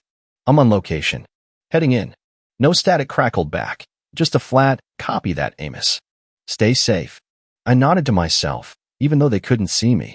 Then I stepped onto the path, boots kicking up loose gravel, each footstep a promise. This time, I would finish what I started. I moved deeper into the narrows until the canyon walls rose on either side like ancient sentinels. The sun hadn't yet crested the rim, so my headlamp was still my best friend. 20 minutes in, I heard the crunch of gravel behind me, Deputy Harper and 2 volunteer trackers, Miguel and Torres, emerging from the shadows with flashlights and clipboards. Morning, Amos, Harper called softly, voice cracking just a bit with nerves. We found your marker at the creek crossing. Footprints lead upstream. I wiped sweat from my brow. Good work. Let's run through what we know. I laid out my plan on a flat boulder. The creature shows up most days right where the sluice cut narrows to 10 feet, perfect ambush terrain. Last week, I slipped on loose shale there and almost face-planted into its waiting maw. Miguel squinted at the map spread before us. These prints, size 14 boot, and what looks like a giant paw. The tracks front load like it's shifting weight to strike. He tapped the boot track deep in the soil. Heavy. Could be when it lunges. Torres pointed to a cluster of broken branches. Here, too. Looks like it's taken swipes at low limbs. We can use that. I nodded. We'll set a trap. Miguel, you and Torres take positions behind those boulders at the halfway point. Harper, you're on my 6. I'll lure it in with a bit of noise, snap this branch, and when it commits, we light it up. I tapped the butt of my revolver for emphasis. Their faces tightened, but they trusted me. After all, I'd chased this thing through 2 states and survived. Still, I said, stay alert and keep your distance. One shot if it charges, aim for the shoulder joint to slow it down. We moved into position, hearts ticking louder than the desert wind. I retrieved a sturdy mesquite branch, braced myself at the canyon's throat, and waited. Every beat stretched out until my pulse thundered in my ears. Then, a low growl echoed off the rock. I inhaled, snapped the branch as hard as I could, and the dance began. I pressed my back against the canyon wall, hard hammering as the canyon fell into a hush. I held the snapped mesquite branch in one hand, flashlight in the other, every fiber of my being straining for the next sound. Then I heard it, a low, guttural rumble, the creature announcing its arrival. From upstream, a hulking silhouette appeared, shoulders hunched, muscles rippling beneath coarse, dark fur. Its eyes gleamed in my flashlight beam like twin embers. It snarled, crouching low, weight shifting onto powerful haunches. My signal was the branch snap. The creature lunged into the 10-foot choke point, jaws wide. At that instant, Miguel and Torres burst from their hidden perches with shotgun flashes that ricocheted off stone. Harper's pistol barked twice, aimed at the beast's shoulder. The creature yelped in surprise, stumbling over the loose shale I dislodged. I sprang forward, revving adrenaline into every movement. The canyon floor was slick but confined, perfect for what came next. As the creature scrambled to regain its footing, I kicked at a shale slab, sending it crashing into its path. It slid sideways, claws gouging the earth, and came to a halt just feet from me. I leveled the flashlight at its face, an old trick to unnerve wildlife, and stepped in close, blade drawn. It swiped a massive paw. I ducked under the arc and slashed at its midsection, metal biting through fur and hot muscle. The creature howled, a raw, wrenching sound, and backed into Torres's barrel blast, sparks flying where metal met talon. Behind me, the trackers moved in, securing flanking positions. I pressed the blade deeper, feeling the snap of cartilage, and drove my revolvers but into its cheekbone, eliciting a roar that shook the walls. It lurched back, one knee buckling from Miguel's shotgun round. Then, as if remembering some ancient instinct, it twisted and bounded toward a narrow fissure in the rock, just wide enough for its gaunt frame. With a final, agonized glance, it vanished into the shadowed crack. Silence swallowed the canyon again. Dust motes drifted in the shafts of morning light.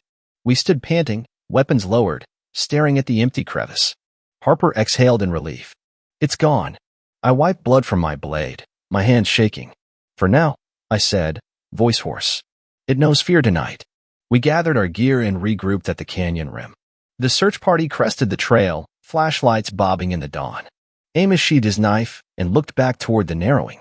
In the creature's flight, he saw not triumph but a fragile truce born of shared terror and a final understanding that in Ash Canyon, neither hunter nor hunted could ever forget the dance they'd just survived. I forced myself to keep moving deeper into the choke point, knowing that tight quarter would work in my favor.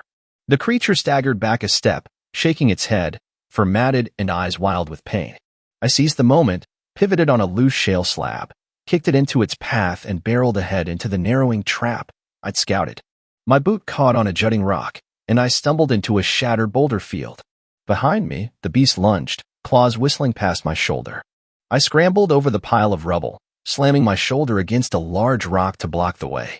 The creature charged in at full speed, shoulders driving only to have its momentum slam it headlong into the barrier I'd created. It yelped, stumbling sideways on slick stones. Torres and Miguel, cloaked in the shadows just beyond, opened fire. The shotgun shells echoed like thunder, chipping flakes of rock as they struck. A blast hit the creature's flank, sending it sprawling backward, ribs cracking against the canyon floor. I saw its knee buckle as Harper's revolver barked once more, hot metal biting into its joint. I pressed my advantage, blade in hand, circling to its blind side. Every breath I drew tasted of dust and adrenaline. The creature, dazed but still alive, let out a long, pained hiss. I slashed low, aiming to disable rather than kill. Roots of betrayal and mercy tangled inside me. The blade bit into its hind leg, severing sinew with a sickening snap. With a final roar of fury and fear, it scrambled to its feet. Mud-streaked and bleeding, it backed toward the narrow fissure in the rock wall, the only escape route. I raised my flashlight high, beam shining like a warning. It paused, amber eyes reflecting my own exhaustion, and something else, raw terror. Then, as softly as a shadow slipping behind a door, it turned and vanished into the crack. Dust settled in the slit of light, and only the echo of its departure lingered. Harper holstered his pistol, voice tight. It's gone. I leaned against the canyon wall, blade slick with blood, and exhaled. Around us, the search team crept forward, awe and relief mixing on their faces. In that moment of silence, I realized our trap had worked, but more than that, I'd witnessed the raw power of fear in something not quite human. We gathered our gear and slowly climbed toward open ground. Dawn's first rays gilded the canyon rim, bathing the rock walls in gold. Amos Wayne, ex-detective and reluctant hunter, had won the final dance, but more importantly, he'd seen that even monsters can feel the sting of fear, and that knowledge grounded him more surely than any trophy ever could. We emerged from Ash Canyon, just as the sun spilled gold across the desert floor. Deputy Harper and the trackers fanned out behind me, faces streaked with dirt and relief. In the hush after the hunt, footsteps crunched on gravel where the narrow gorge opened onto sun-baked scrubland. I paused at the canyon's lip, looking back at the jagged walls that had been both battlefield and confessional. My revolver felt heavier in its holster now, and my knife sheath rubbed cold against my side, as if reminding me of its work. Harper leaned on his shotgun, shoulders slack. Miguel and Torres exchanged quiet nods, the unspoken bond of shared terror and triumph clear in their eyes. None of us spoke at first. Words felt too clumsy for the moment. Finally, I ran a hand through my sweat-stung hair and exhaled. It wasn't just a monster in that canyon, I said, voice low. It was as afraid of me as I was of it. They looked at me, surprised. In all the years I'd chased criminals, I'd never admitted fear as the killer. But out there, in the narrow dark, I'd seen something primal, a creature fighting for its life, desperate to survive. Harper's muzzle point dipped. So what now? I turned to face them, horizon blazing behind. We leave it be, I said. No more traps, no more tracking. It's earned its peace. Miguel nodded, wiping dust from his brow. Agreed. Torres kicked a stone down the slope. It skittered into the scrub and was swallowed in silence. Together, we walked back to the trailhead in companionable quiet, footprints falling behind us like final notes in a symphony. At the truck, I paused, waiting until the last tracker climbed in. Then I lowered the tailgate and sat on the edge, looking back at the canyon one last time. The rock walls held their secrets in shifting shadows. I felt a gentle tremor in my chest. The echo of fear transformed into respect. With a nod to no one in particular, I clicked the tailgate shut and settled behind the wheel. As the engine roared to life, I whispered, "Rest easy, friend." The canyon's silence seemed to respond, a faint breeze carrying away the final tremors of that deadly dance. Ash Canyon would never forget our steps. Nor would I forget the creature that taught me that courage isn't the absence of fear, but the choice to stand when everything in you wants to flee. And with that, I drove away, ready to live with what I'd learned. In the heart of darkness, empathy can be the sharpest blade of all. Carter pulled off the highway just as the late afternoon sun slanted beneath the Rockies, turning the peaks to burnished copper. His pickup rattled along the gravel spur road to the Needle Ridge trailhead, dust trailing like a restless spirit. He checked his watch, 4:17 p.m., and sighed. It had been nearly a year since he'd traded combat boots for office shoes, and he wasn't sure he remembered how to sleep under the stars. He spotted Travis's silver Prius at the small parking area and climbed out, stretching muscles still stiff from the city commute.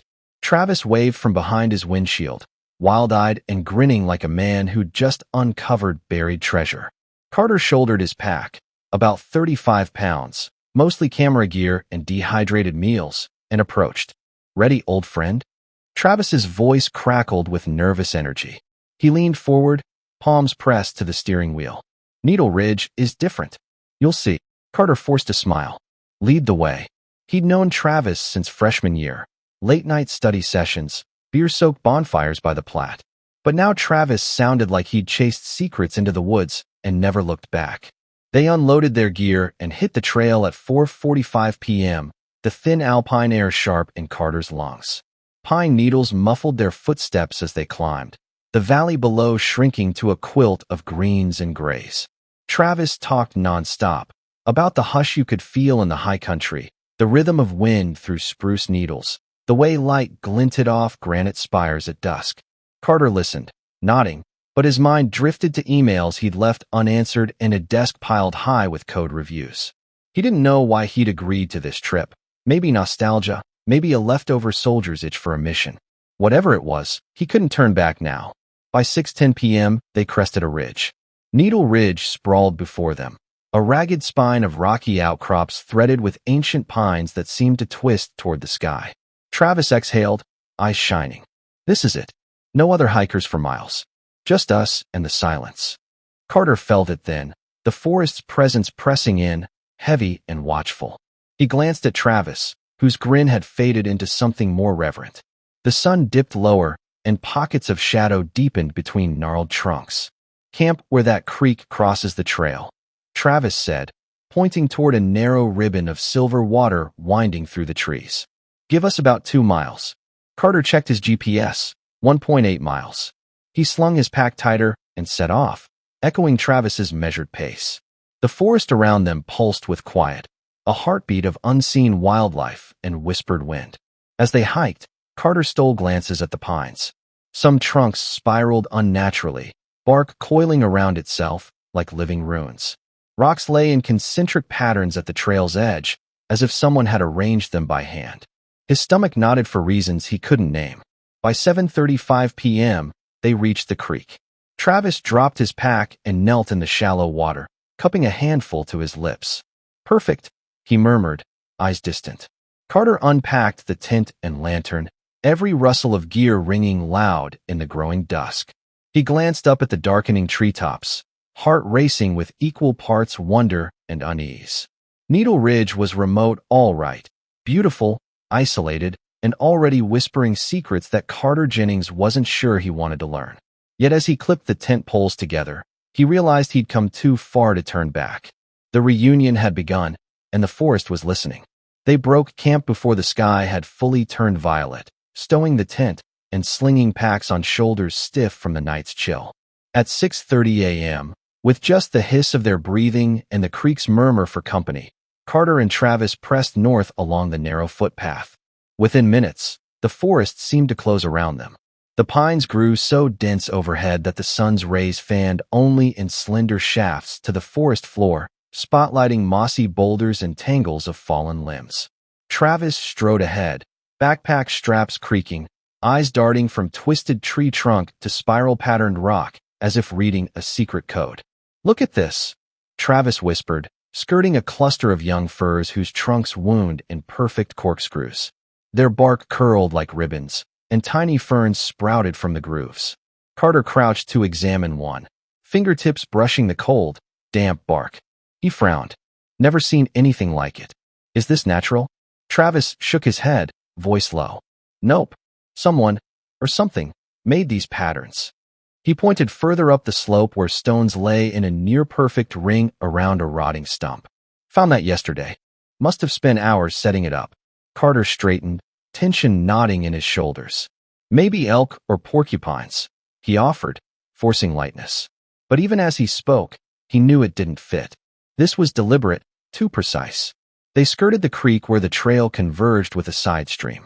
Travis paused to refill his water bladder, crouching on the flat, pebble-strewn bank. Carter joined him, letting the cool flow bubble around his fingers as he scooped up water for his own bottle. "I've been coming here for weeks," Travis said, gulping a deep drink. "Studying the quiet. The forest has a rhythm, like heartbeat. You just have to slow down enough to hear it." Carter nodded, breath misting in the chill air. He admired Travis's passion, but couldn't shake the prickle at the nape of his neck. The woods felt too still. No birdsong, no scampering rodents, just the steady rush of water and the soft sigh of wind through needles. They climbed above tree line by 8 a.m. The air grew crisper, scented with granite and cold morning dew. Carter's gaze kept drifting back to those spiraled trunks and rock circles, unnatural shapes that felt like silent warnings. At a lunch break near a fallen log, Travis produced a battered journal and flipped to a blank page. In careful script, he began sketching one of the spiral trees. Carter watched him draw, every stroke precise, reverent. "What are you writing?" Carter asked, voice hushed. "Just recording what I see," Travis replied. "So I don't forget." He met Carter's gaze, eyes bright with something that might have been excitement, or something darker. Carter closed his pack and stood. "Come on, let's get to camp early. I want to rest before the night." As they rose, Carter took one last look at the twisted trees around them. The forest was beautiful, no doubt, but it carried a weight, an unspoken promise that something strange lay waiting among those spirals and rings. He shrugged off the chill and followed Travis onward, the rhythm of their boots on the pine needle trail echoing the quiet heartbeat of Needle Ridge. That night, after setting up camp on a mossy bench beneath towering pines, Carter slid into his sleeping bag as the last light bled from the sky. Travis tinkered with his camera gear, muttering about long exposures and capturing the forest's soul. By 10:30 p.m., the woods fell deathly silent. Even the creek at camp's edge seemed to pause mid-ripple. Carter lay awake, eyes fixed on the tent's fabric ceiling, counting heartbeats as the forest pressed in around him. Then, a soft thud against the tent wall. He froze. Seconds later came another, deliberate, measured, as if something large was pacing just beyond the nylon.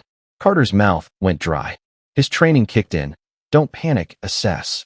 He flicked on the tiny red glow of his headlamp, scanning the perimeter. Nothing.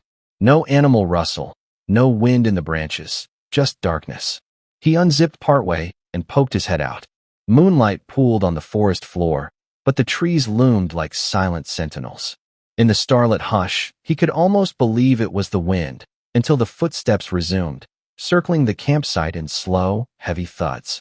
Carter sank back inside, heart pounding. He yanked off the sleeping bag, swung a flashlight beam into the gloom, and clicked the tent flap open. "Hello." His voice cracked.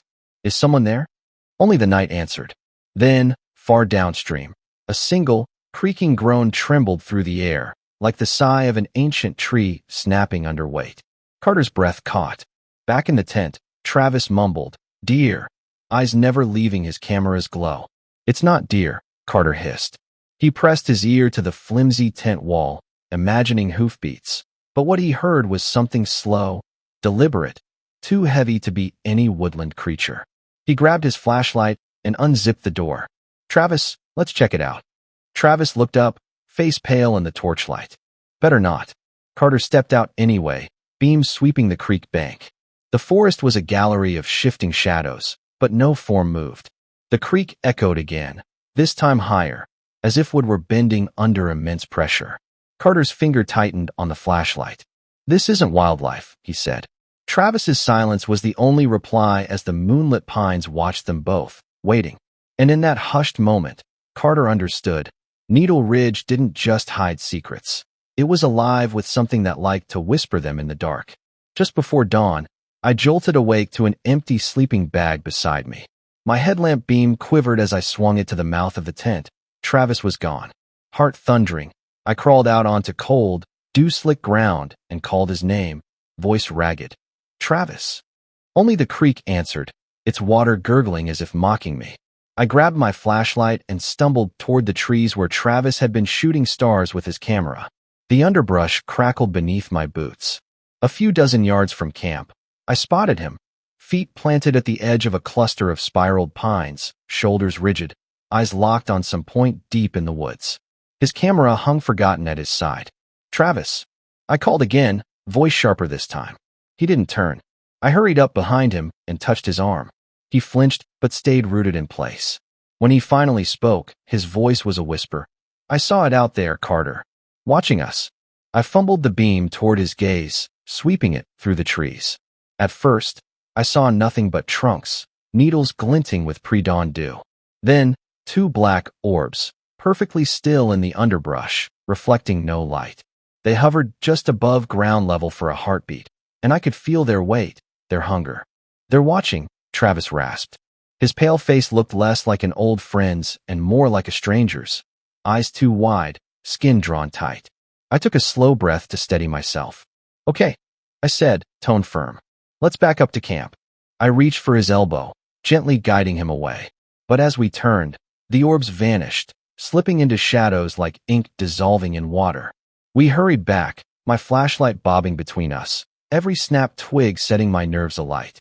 By the time we tumbled into the tent, the world was pink at the horizon, but the forest felt older, stranger, like it held a grudge. Travis sat in stunned silence, eyes on the ground. I zipped the tent closed behind us and sat cross-legged, shining my beam on his face. "We saw something," I said quietly. "Now we know it's real." He nodded, voice barely audible. "It's not just in my head." In that moment, I realized the reunion trip had shifted. We weren't just two friends chasing mountain air.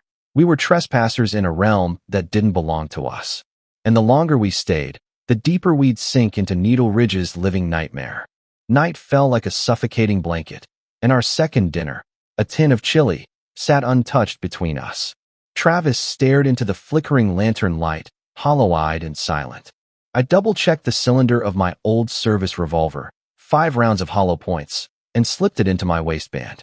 By 11:15 p.m., the world was plunged into a suffocating stillness. I crept to the creek's edge, heartbeat echoing, and scanned the opposite bank with my flashlight. A folding camp chair sat collapsed amid the ferns. Travis had abandoned it in his days. I gripped the revolver tighter, willing my fingers not to tremble. Then I saw it. A shape darker than shadow, sliding between tree trunks with all the grace of liquid night. It paused 50 feet away, elongated limbs folding and unfolding as though testing gravity's pull. My pulse spiked. I swallowed, raised the pistol, and squeezed the trigger. Bang! The report cracked through the woods. The bullet sailed clean through the creature's chest without a scratch on flesh or fur. It passed through like a ghost manipulating matter, yet the trees behind it splintered where the slug exited, showering wood chips into the lantern glow. The thing hunched, shoulders rippling, and fixed me with hollow, obsidian eyes. Then it took a slow step forward, each movement a deliberate disregard for my weapon's threat.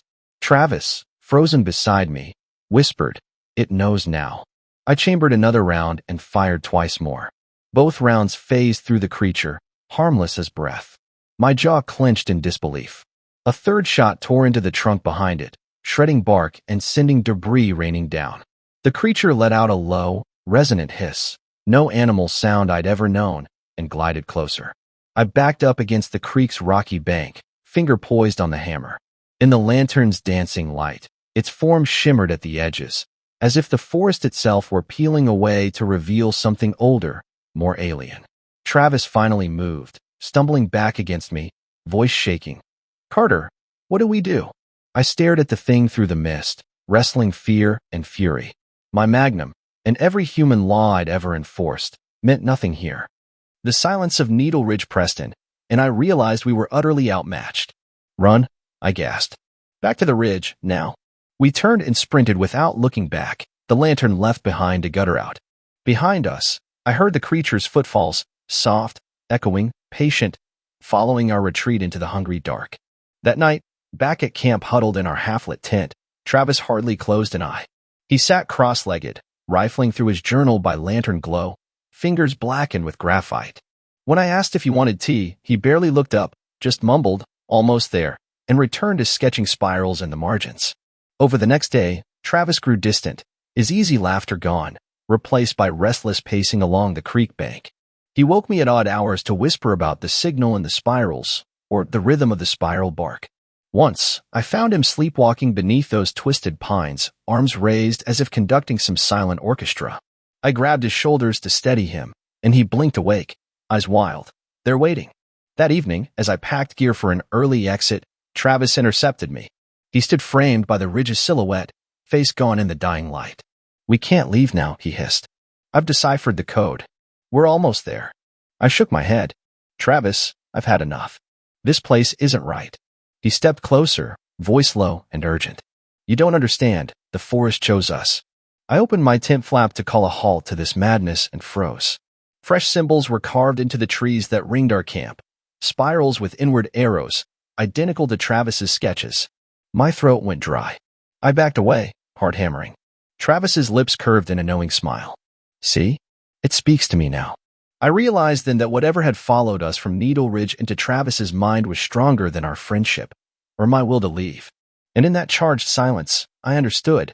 Something fundamental had shifted between us, and there was no turning back. By midday, the sun had vanished behind rolling gray clouds, and the temperature dropped so sharply that my breath came in icy puffs. Travis led me off the main trail onto a faint game path veiled by overgrown ferns and fallen spruce needles. No marker told us where to turn, only Travis's unwavering certainty. The woods closed in around us, trunks pressing tight until the canopy blotted out even the diffused daylight. Each step felt heavier, as if the air itself were pulling me downward. My legs burned. My boots sank into soft moss that swallowed every footstep. I glanced at Travis. His jaw was set, eyes reflecting something feral and excitement I no longer shared. Then I saw it, a flicker at the edge of my vision, like a silhouette sliding behind a birch. I whipped my head around, but the forest held only stillness. A chill crawled up my spine. Travis glanced back, expression unreadable. "Keep moving," he whispered, voice distant, as though already half in another world.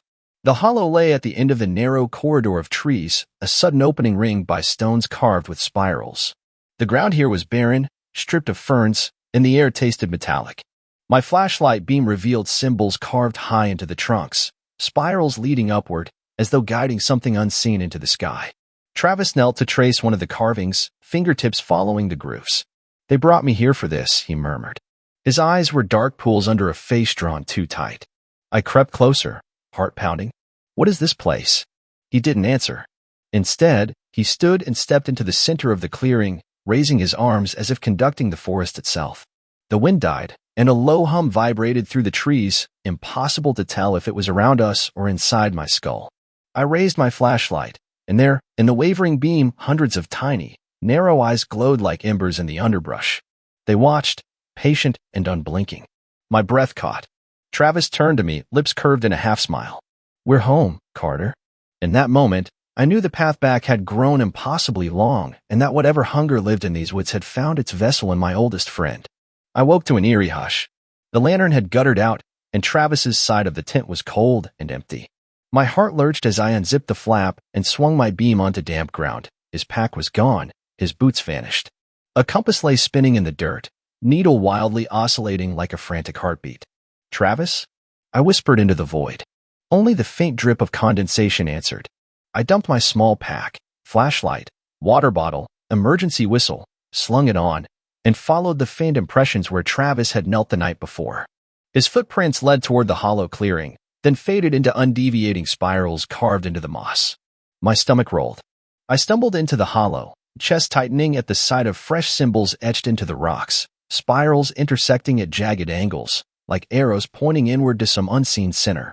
The ground here felt wrong, uncomfortably soft, as if breathing underfoot. Then I heard it, a soft rustle, like fabric sliding along bark. I swung my light upward and froze. High among the spiraled pines, two black pits stared down, eyes that held no reflection of my beam, only an abyssal void. They blinked once, deliberate, and vanished into the dark crown. My legs shook as I backed away. I fumbled for my radio. Dead air.